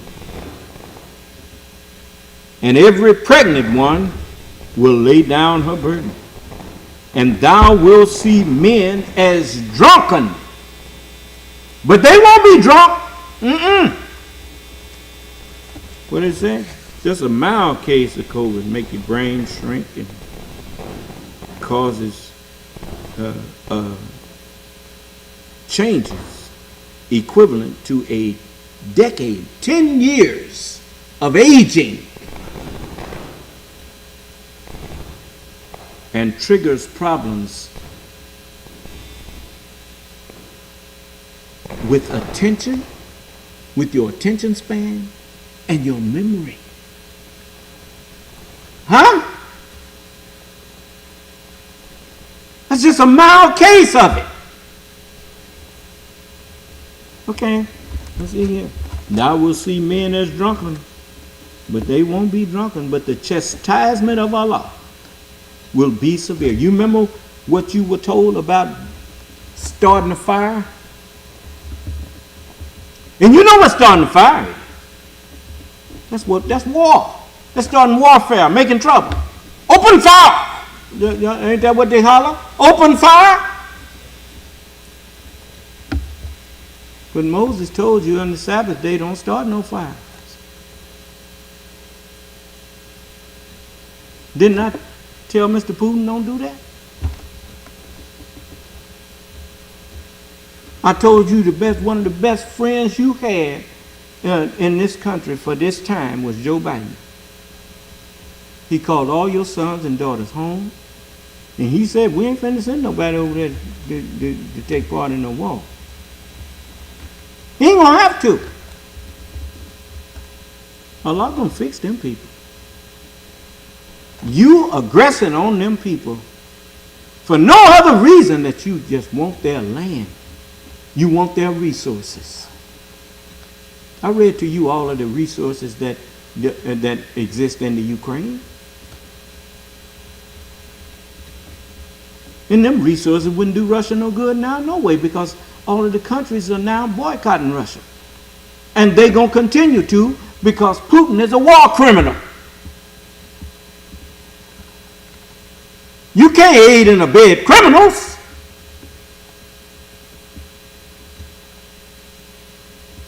Okay. It says, among men is he who disputes about Allah without knowledge and follows every rebellious thought that's in his brain. That's his devils. He follows every rebellious devil, every rebellious deviser of illusion. Huh? That's them conspiracy theorists. QAnon and all these old crazy people. Huh? Yeah. Mm-hmm. Let me read it to you. This is an article. It says, after being bedridden with fever and coughing for 3.5 days, Eleanor Katzap thought COVID-19 was behind her. The writer and teacher in Los Angeles had contracted the virus at the end of January 2022, and she felt grateful that she got only a mild case. She didn't have breathing difficulties and didn't need to be hospitalized, and she recovered within days. I very specifically remember saying, this is quoting her, I quote, I very specifically remember saying, God, it feels so good to be healthy again, says Katzip. Then all of a sudden, the very next day, it smacked me. And I didn't know what it was, because it started off with nausea and some stomach issues and some weird forgetfulness. Katzip has since experienced an acute loss of memory with poor concentration. She draws blanks in the middle of conversations, and words fail her mid-sentence. It isn't physically painful, but it's so frustrating, she laments. You know, when I think about what the scripture says, that the messenger even told us, he said, you won't even be able to think an evil thought in the hereafter. Allah's going to wipe all of this wickedness out. That's why it's so important that you come in these classes and get the truth that Allah intended to rule in man. You had better get in these classes. Okay. The United States remains the world's worst affected country by cases and numbers of deaths. Of the roughly 80 million Americans who've gotten COVID-19 so far, about it says, of the roughly 80 million Americans who've gotten COVID-19 so far, about 1 of every 4 survivors suffers from impaired cognition. Being able to to function in a normal cognitive way, and being able to go back to the way they were. It says, commonly described as brain fog, a symptom mirrored in other parts of the world. While this isn't a formal medical term, says Edward Shorter, a professor of psychiatry at University of Toronto, it has become an umbrella term for describing an array of symptoms such as confusion, word-finding difficulties, short-term memory loss, dizziness, or inability to concentrate. Patients hospitalized with COVID-19 are almost 3 times more likely than those not hospitalized to have impaired cognition. Brain fog, in other words. But brain scans now show that even a mild case of COVID-19 can shrink part of the brain, causing physical changes equivalent to a decade to 10 years of aging.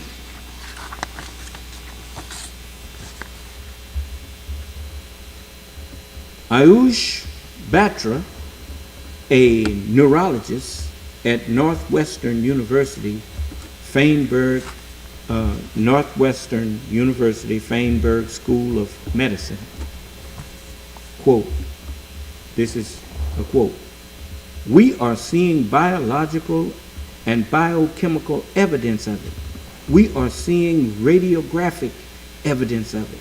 And most importantly, the patients are complaining of their symptoms. It is affecting their quality of life and day-to-day functioning." Batra, together with his colleagues, has shown chemical indicators of injured brain neurons among long COVID patients with neurologic symptoms. The drastic impact of COVID-19 on the brain.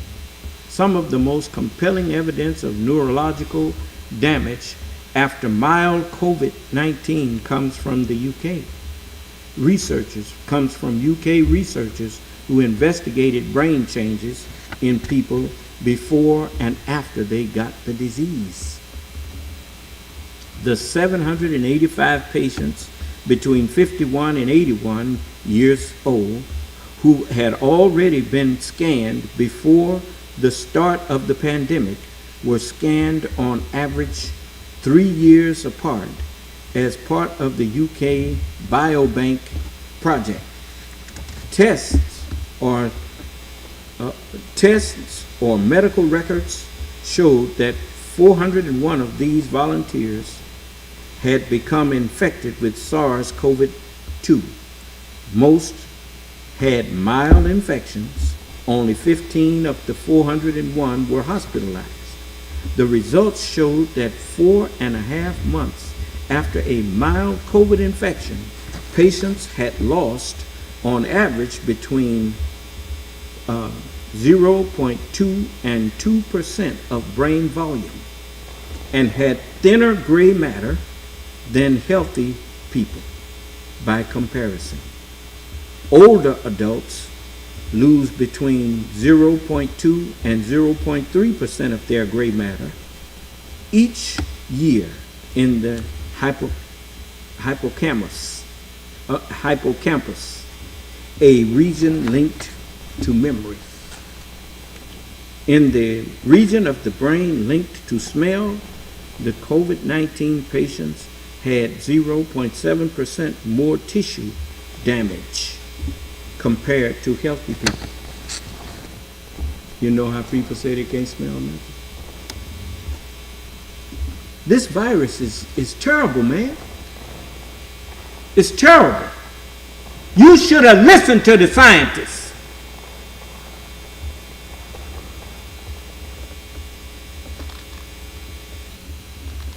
The infected participants' performance on cognitive tests also declined more rapidly than before illness. They took 8 and 12% longer on the two tests that measured attention, visual screening ability, and processing speed. The patients were not significantly slower on memory, recall, reaction, and you didn't get this. We could in turn relate this greater mental ability decline.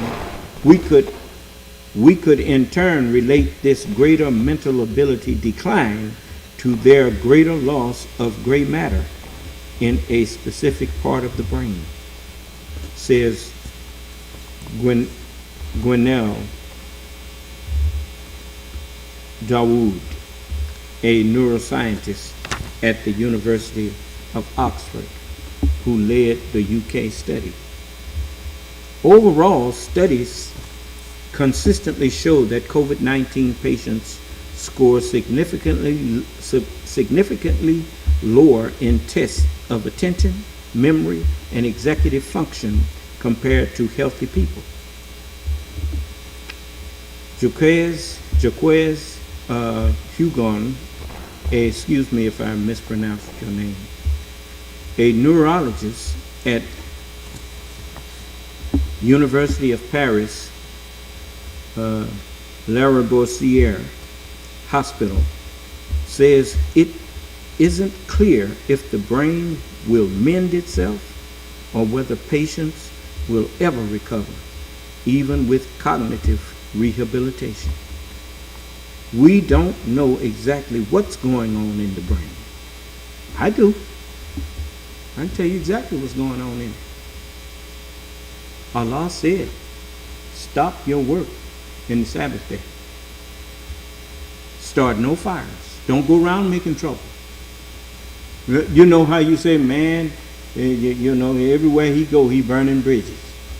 There follows him a visible flame. You better put that flame out. You better treat people like you want to be treated. And if you're not going to treat people like you want to be treated, get ready, because soon you're going to be walking around here, can't even blink your eyes. I saw that at the beginning of my mission, to come back and warn you. So believe it or not, I ain't begging you. It says, we don't know that for sure at the moment, but it is a risk, and we need to follow the patients very carefully for years to come. Pardon me. We don't know exactly what's going on in the brain, says Hugon.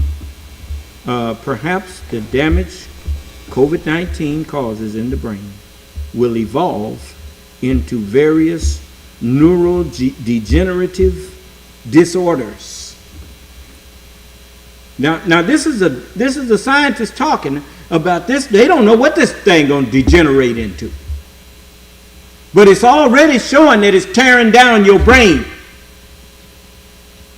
Going at the major cause of all the trouble.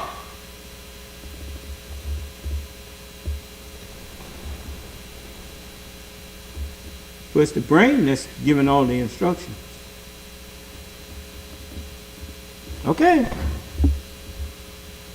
We don't know that for sure at the moment, but it is a risk, and we need to follow the patients very carefully for the years to come. It's just like these people getting mad, they keep on changing what they want to do. They want to wear the mask or what a fool you have become.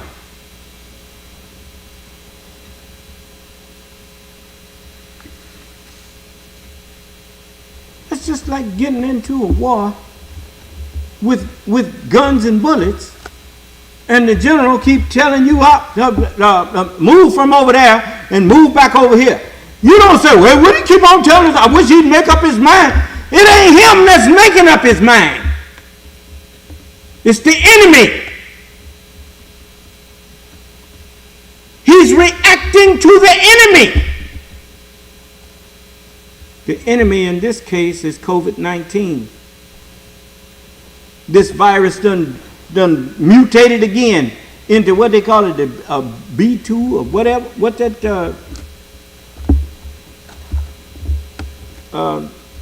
Jahar, what they calling this new strain that's out now? It's B something. BA2? Yeah, BA2. The thing keep on changing. And the scientific community trying to keep up with it, and then you got an ass backwards judge sitting up there telling people they ain't got to wear masks. And since when does a non-medical person, I don't care if it's the president, he ain't got no business telling people, giving people no medical orders? What is the purpose of the CDC? The Center for Disease Control.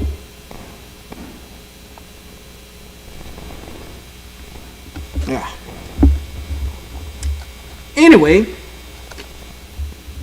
even before COVID-19, viral infections were known to cause long-lasting cognitive impairments, it is well established that viral infections significantly increase the world's burden of neurological diseases. While there's no consensus yet on the exact cause of COVID-19's cognitive impacts, its effects on various organs can be catastrophic, which means there are many ways the disease could be affecting the brain. This is frightening.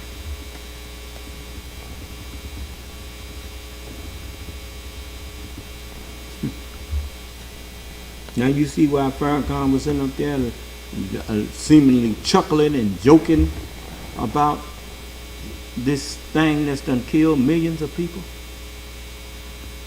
after he had gotten infected himself. Something going on in that man's brain, bro. Anyway, because COVID-19 affects respiration, it can starve the brain of oxygen.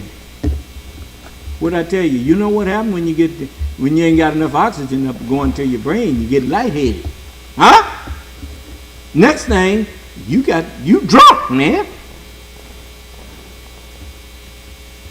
It can starve the brain of oxygen. Then you can't trust what you're thinking. I didn't hear you. It says, God shall send them strong delusion. That they should believe a lie, that they should believe QAnon, that they should believe in lizard people, that they should believe in all kind of stuff that don't make no sense. But they don't believe in science. They don't believe in a scientist, but they'll go out there and take some, ivermectin. That boy even said he had been taking ivermectin.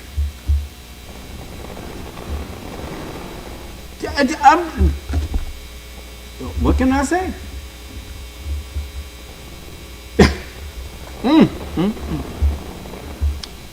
It says, because COVID-19 affects respiration, it can starve the brain of oxygen, as seen in autopsy data from Finland. In rare cases, COVID-19 can also damage the brain by causing encephalitis, a form of brain inflammation.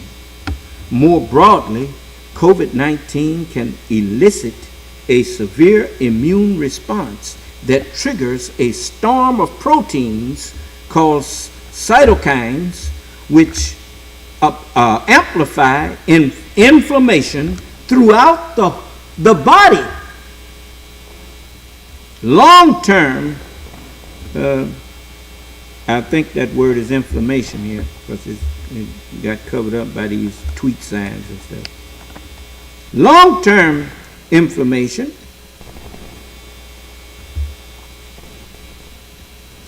has been shown to promote cognitive decline and neurodegenerative disease, and so could be causing neurodegenerative, and I can't get the rest because it's got these tweet signs in the way of it.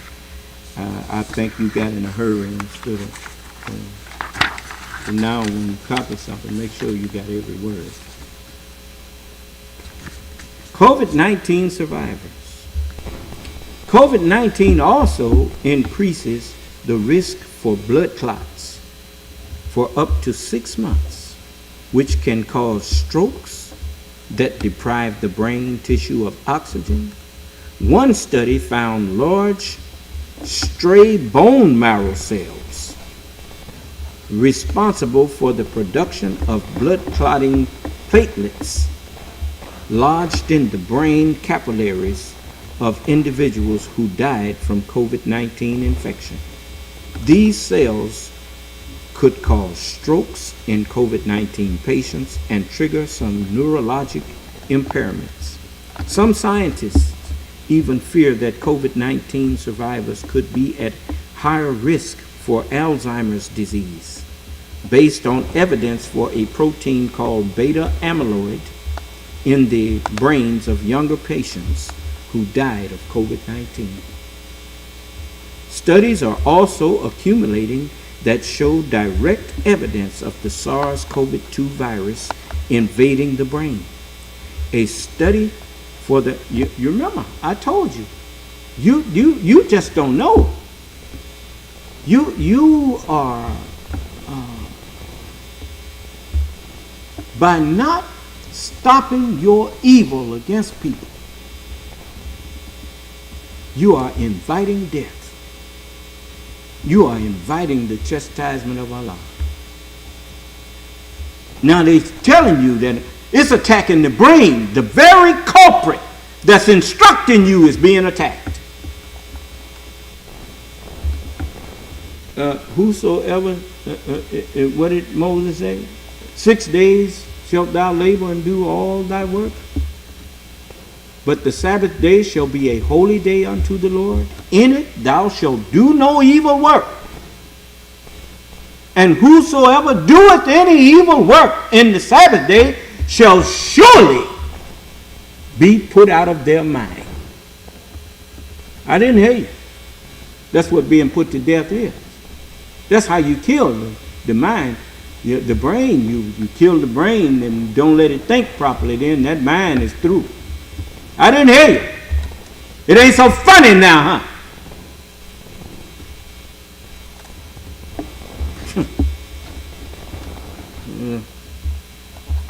It says, studies are also accumulating that show direct evidence of the SARS-CoV-2 virus invading the brain.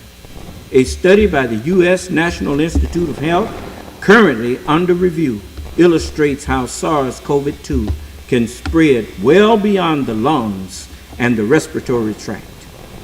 This study, you remember, let's stop there for a minute. You remember when this virus was first hitting? They was thinking that it was confined to the lungs, that it was confined to the respiratory system. And they told you that this is a novel virus, and we don't yet know what all it affects. You just bowled over that, you and that old lying Donald Trump. Huh? And you supported him in his lies. And now over 1 million Americans died.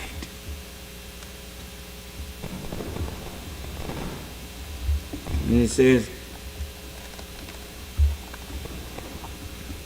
this study suggests that the inability of the immune system to clear the virus from the body could be a potential contributor to long COVID symptoms, including brain fog. Let me tell you something here. You think this is something, see, they ain't really going to tell you, but I'm going to tell you. It is right here.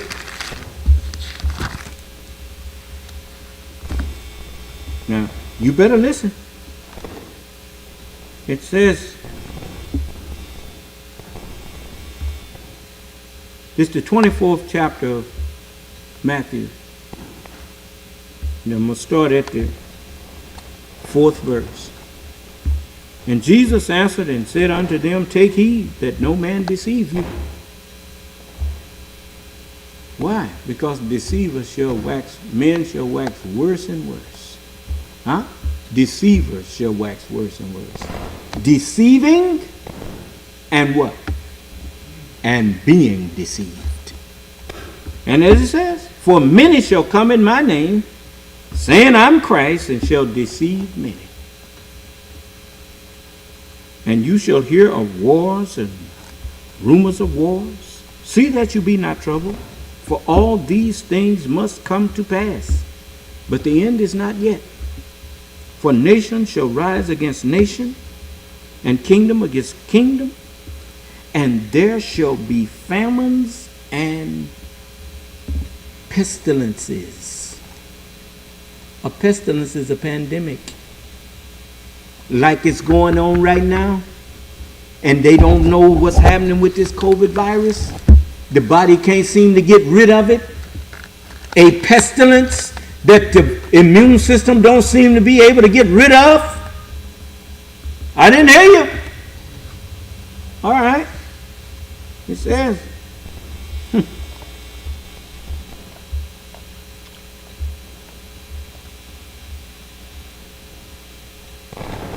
this study suggests that the inability of the immune system to clear the virus from the body could be a potential contributor to long COVID symptoms, including brain fog. Thou wilt see men as drunken, but they will not be drunken, but the chastisement of Allah will be severe. Huh? Have you entered into the treasures of the snow and of the hail, which I have reserved, kept it frozen there? And now it's being thawed out, which means he's thawing out the reserves. And you know what he told me? He said, 1,000. Let me show you. This is the 91st chapter of Psalms.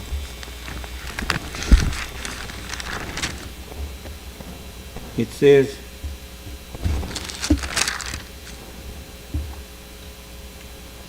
he that dwelleth in the secret place of the Most High shall abide under the shadow, under the followers of the Almighty. I will say of the Lord, he is my refuge and my fortress, my God, and in him will I trust.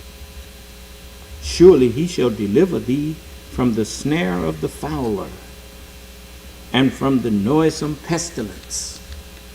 From what kind of pestilence? The noisome pestilence. Why you think I listen to the scientists?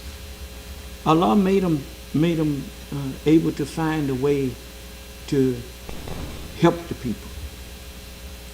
Just like he made a way for Moses to cause the firstborn of Israel that death angel would pass over them if they put the blood sign out there over the doorpost. I didn't hear you. He shall cover thee with his feathers, and under his wings shalt thou trust.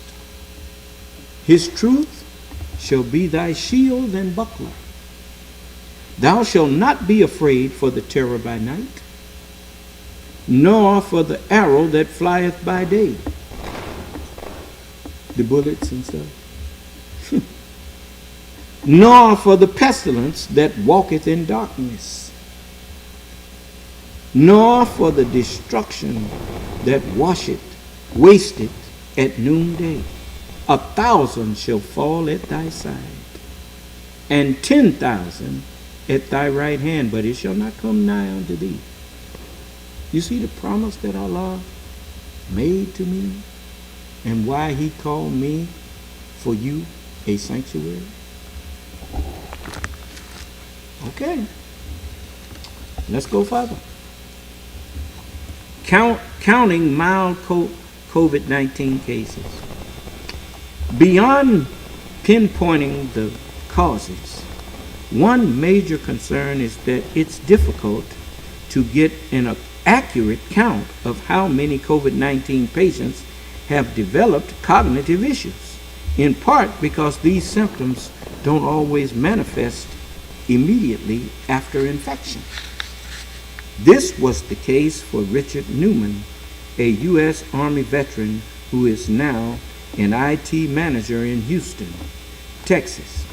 He suffered a severe COVID-19 infection in June 2021 and spent 2 weeks in the ICU, but he didn't experience cognitive problems, including trouble recognizing people, until a month after he was discharged from the hospital. You remember these people talking about, I'm through with COVID. And Dr. Fauci and a few other them doctors say, well, COVID ain't through with you. Now you see what he is talking about? You from Missouri.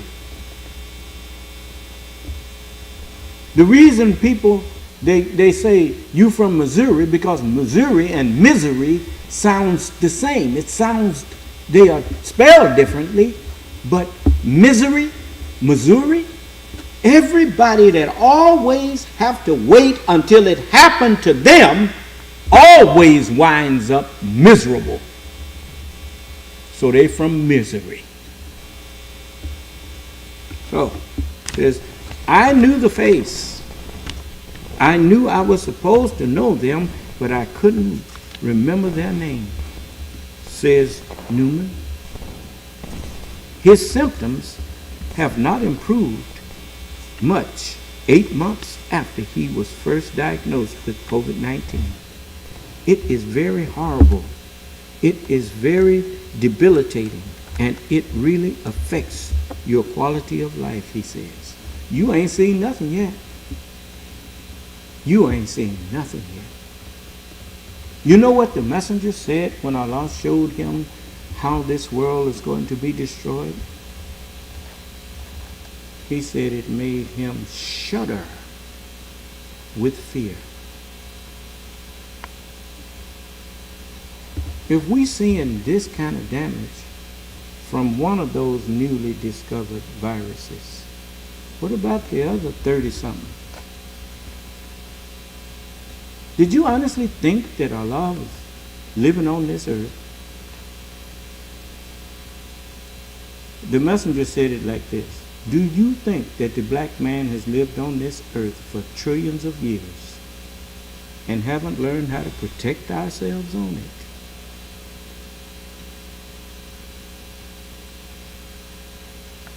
Okay.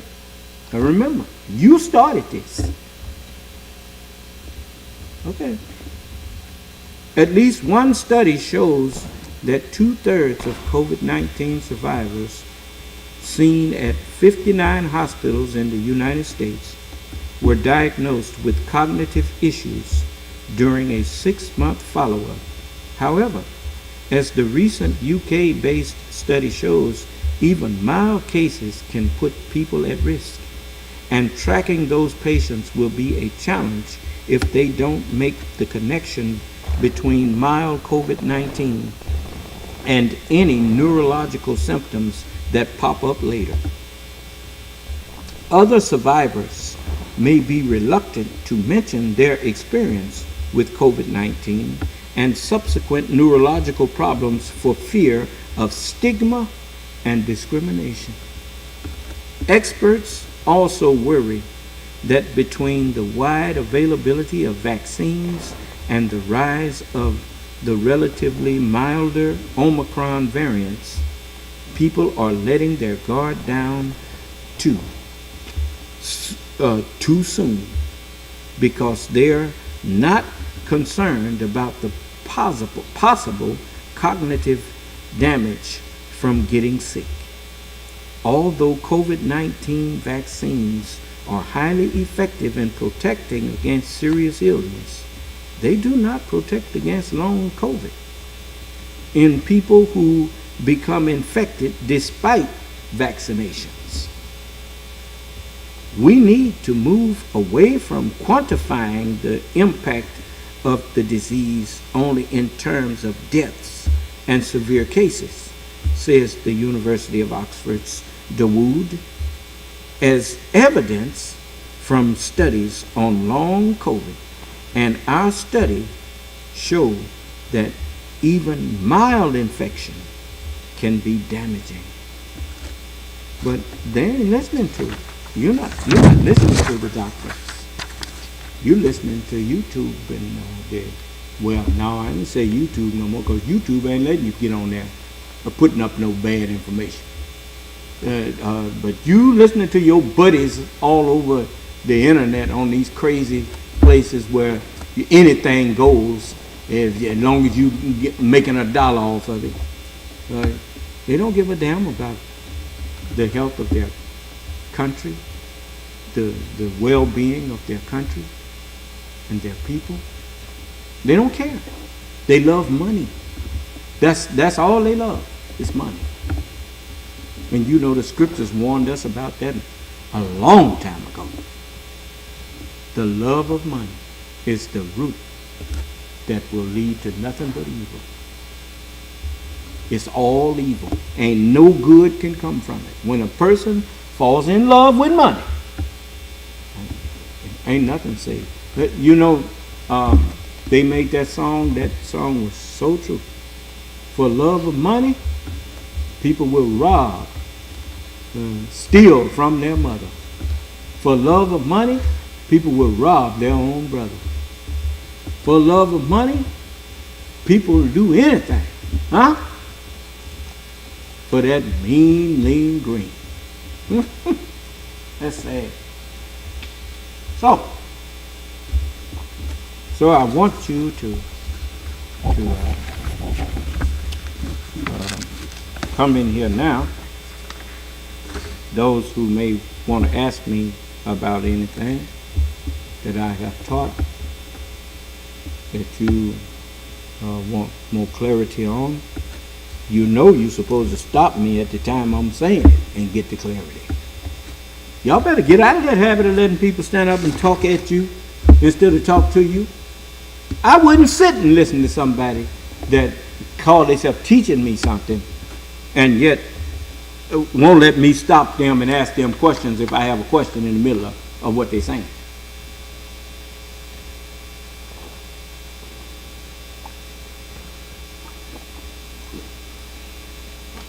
Excuse me for drinking water, you know. But you had better start listening.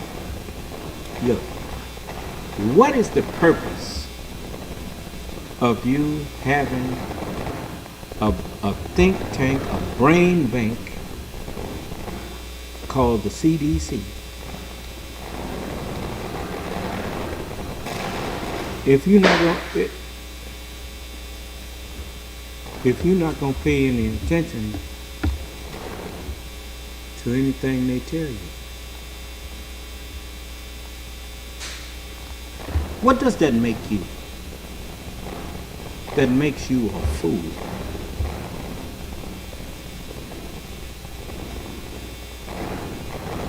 I would not even presume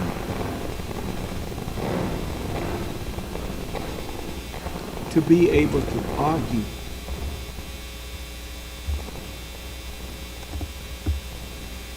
with a neurologist or a scientist who has studied this virus.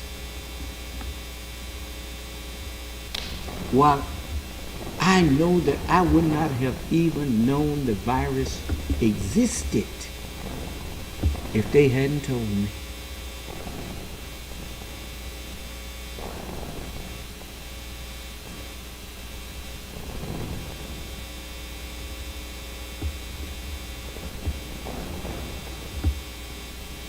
You know, there's an old saying that the road to hell is paved with people who claim they have good intentions.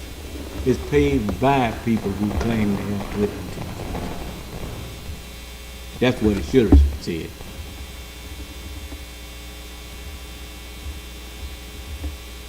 I have seen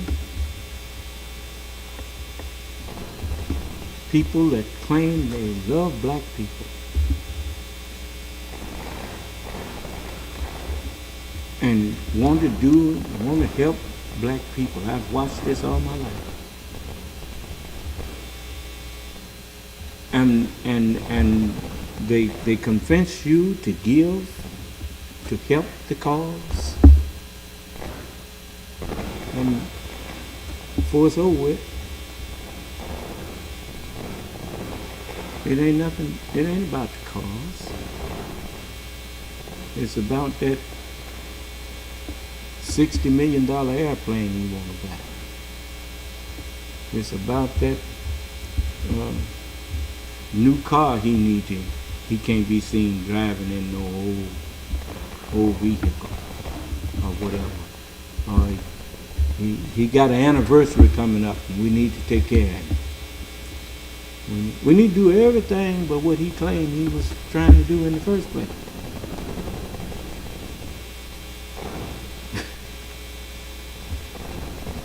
The messenger said the job of freeing our people is to be done by a God and a servant. And all self-appointed and self-made leaders will fail.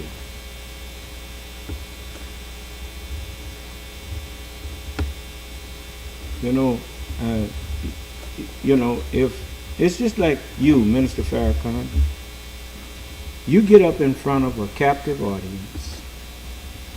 You don't let anybody in your place stand up and argue with you when they come to your meetings or whatnot. And then you get up and you make empty statements like, you can look at my history and you see I've never wavered. That's just an empty, hollow statement coming from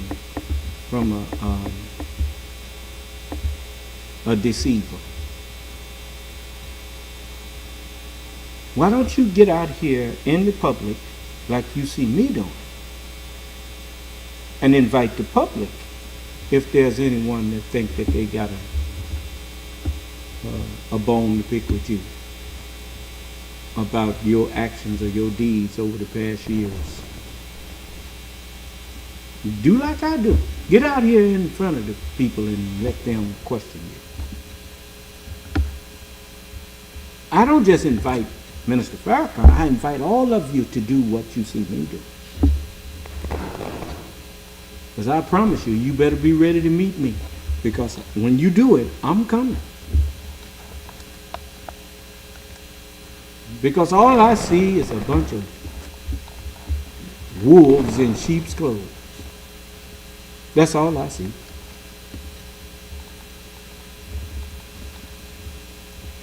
You pretend to be helping black people. Then when you get a means to help black people, the only black person you help is yourself. You go buy you a big house. You go buy you nice cars and all that stuff. But you don't do nothing for the people that you say you want to help.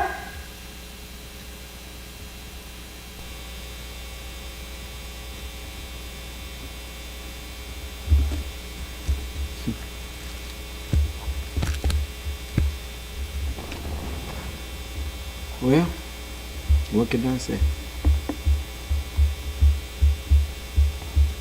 Ain't nobody got nothing they want to ask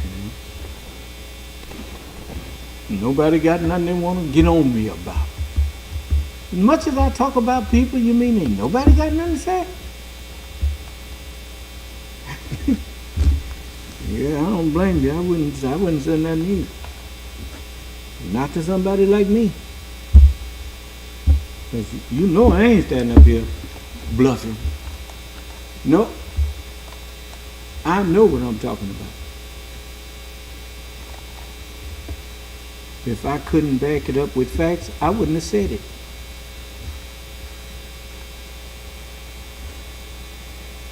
Well, you shut the white man's mouth, look like you can shut everybody's mouth.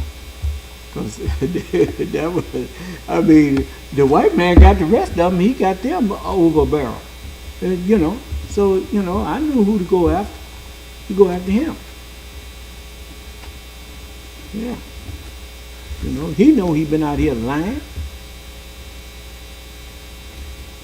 Somebody, he don't want the truth taught about slavery because he don't want his children feeling guilty. Man, which of y'all ever felt guilty because your daddy might have did something that he ain't had no business? Huh? You've thought bad of him. You didn't think bad of yourself. I didn't hear you. Yeah, I know I'm right. Who they think they fooling? No, they don't want their babies to know how low down they are.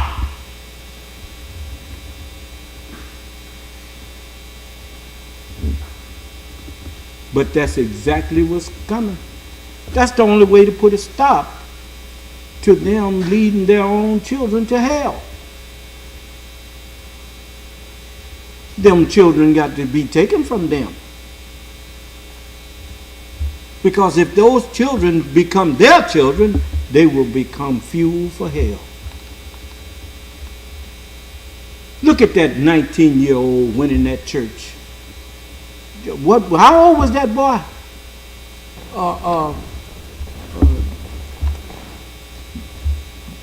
Dylan Roof went in that church, sit there through prayer, and got up and lectured them people, accusing them of what his lying daddy projected onto us, what they actually did to us, he accused us of doing to them. 21 years old. Somebody, I got to do this.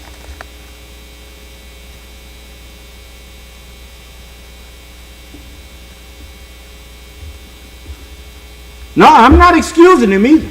No, sir, I will not excuse him. No. No,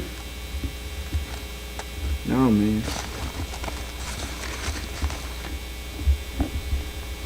But he wasn't totally to blame. The community he grew up in, his father and mother, they're most to blame for letting their son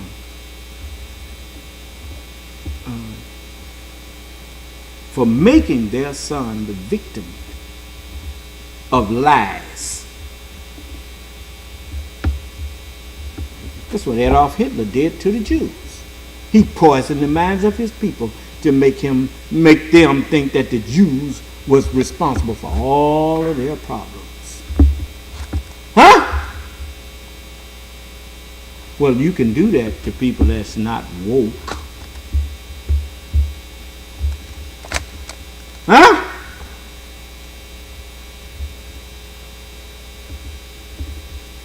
You can tell a baby anything, because he don't know. You can have him looking at someone who would have been his best friend. You can have him looking at him as his worst enemy, not realizing that you are his worst enemy.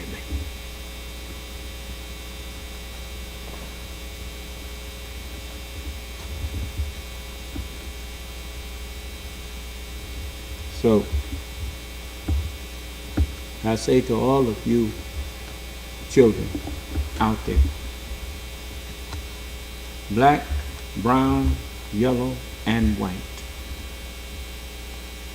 You got computers? You know when I'm on the air, get yourselves in these classes and save your own life by listening to me. And Allah will spare you. He won't let you be the victim of none of these pestilences or nothing else. You get behind me and stay behind me. Honor your father and your mother. But worship God. Worship the truth. And your parents try to get you to do something that you know is not right. Don't let them convince you that wrong is right.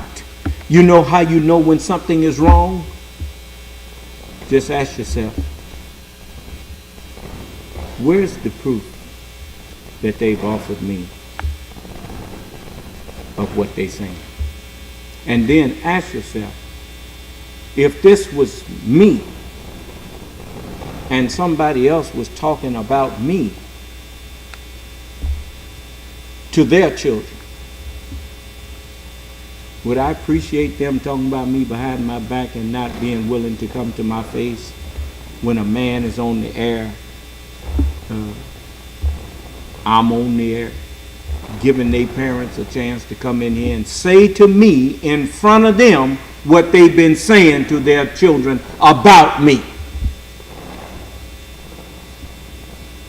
What kind of man are you, man? The only thing you can do is come in here and try to cuss me out, and then I'm going to throw your ass in hell.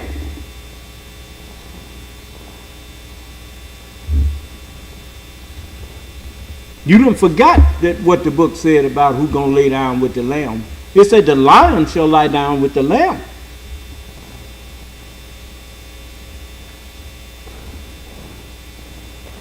You needn't think that I'm by myself. No, sir. I'm not by myself.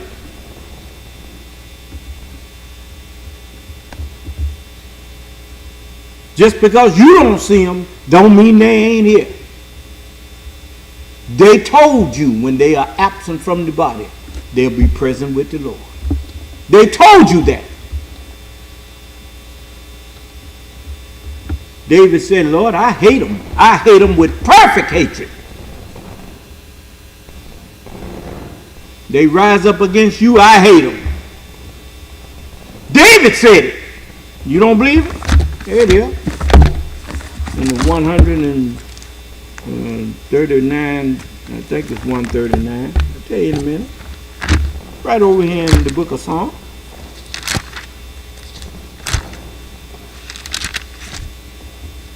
I like to prove these things. I don't like to say it.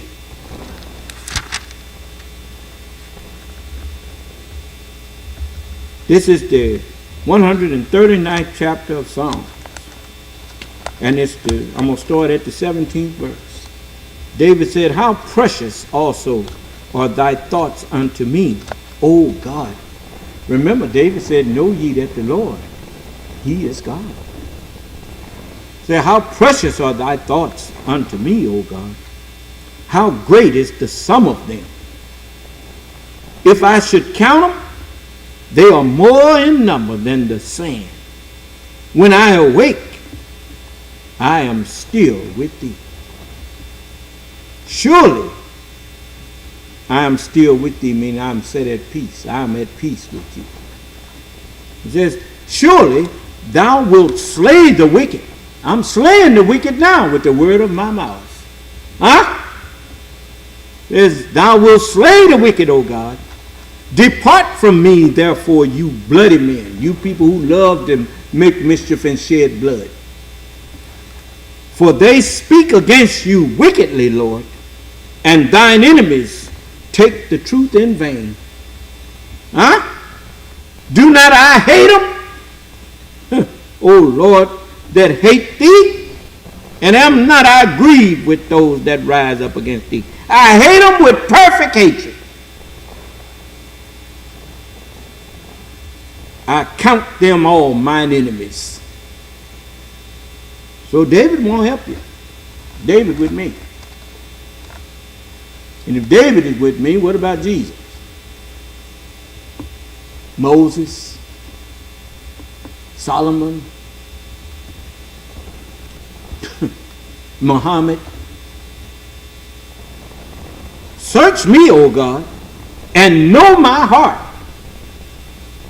Try me and know my thoughts,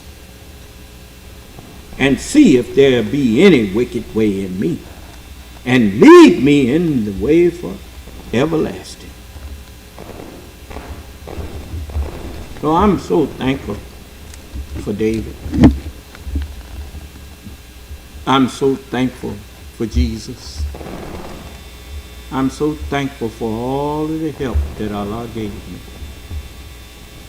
For I lift mine eyes unto the hills, from whence cometh my help. And my help came from the Lord of the worlds. That's right. All praise is due to Allah.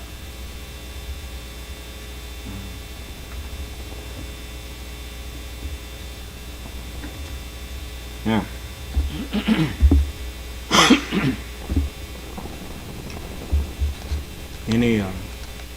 any questions?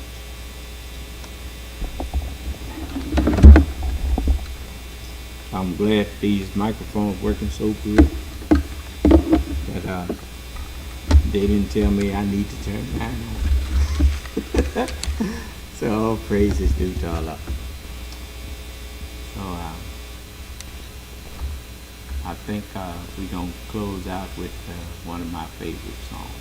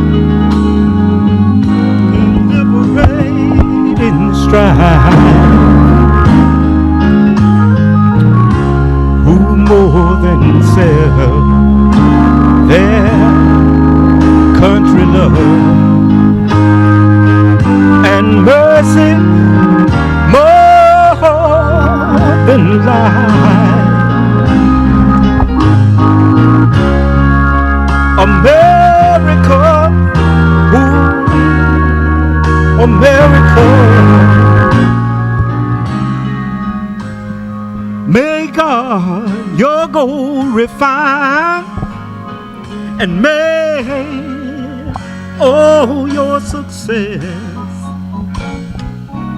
be in righteousness, and every gain divine. Oh, beautiful for spiritual sky, for amber waves of grain,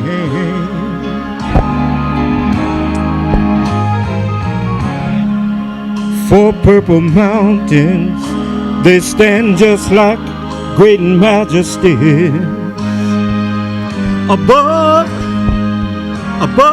the fruited plains. I'm talking about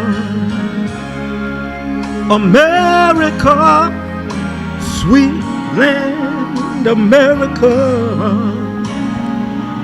My God shed his grace on thee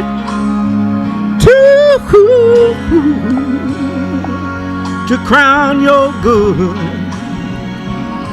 with brotherhood from sea to shining sea.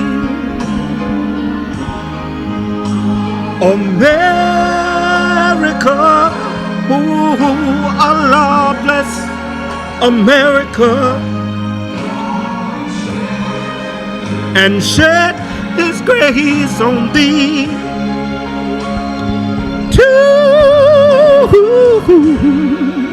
to crown all the good in one great brotherhood, from the Atlantic to the Pacific, from sea to shining sea. And I thank Allah from sea to shining sea.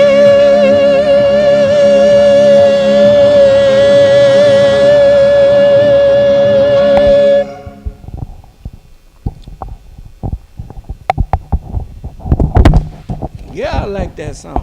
That's a beautiful song.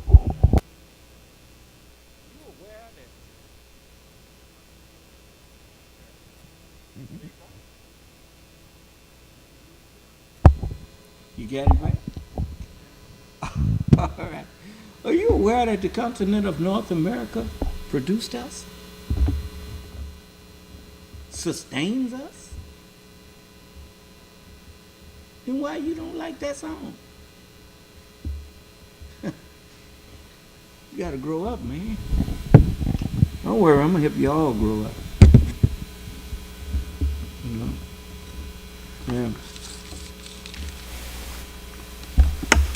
The title of this country is the United States of the continent of America. So, you know, Canada could adopt that song. They're on the same continent we on. It's called North America. Huh? Yeah, so I don't think you got to go look for no anthem there. You got one already.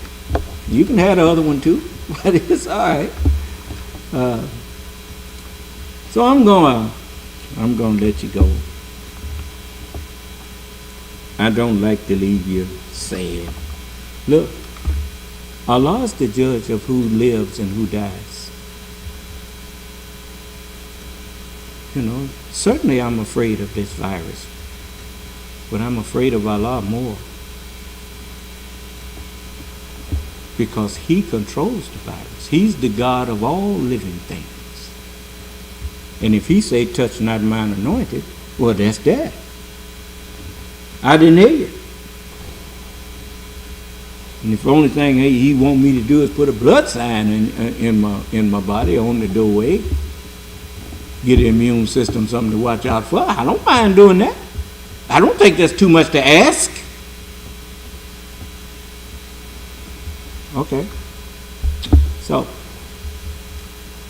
since none of you have any questions, and you notice homeboy ain't saying nothing about our tables there, and he's jealous because he didn't live.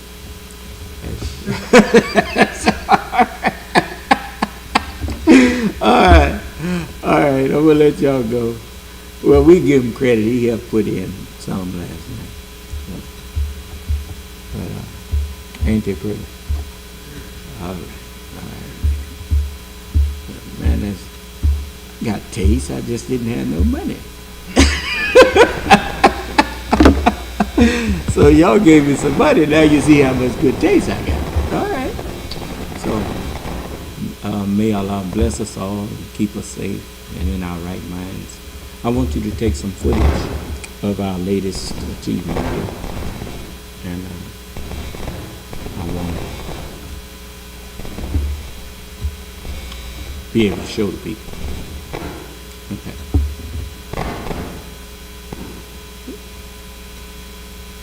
Is it raining outside?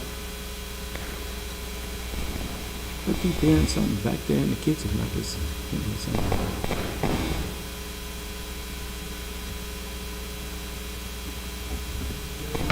Huh? Yeah, I keep hearing something. You hear that? Oh, look, it's coming from back there. Huh? Yeah. Mm-hmm. Sounds like it's coming from back there. Anyway.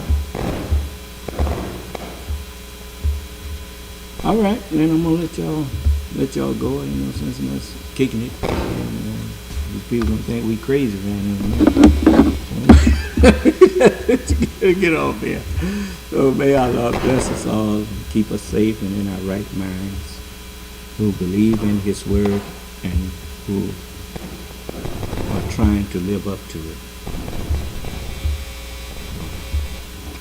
And may He also grant to us a peaceful and pleasant night's rest and sleep, and a happy, peaceful, and pleasant morning's rest.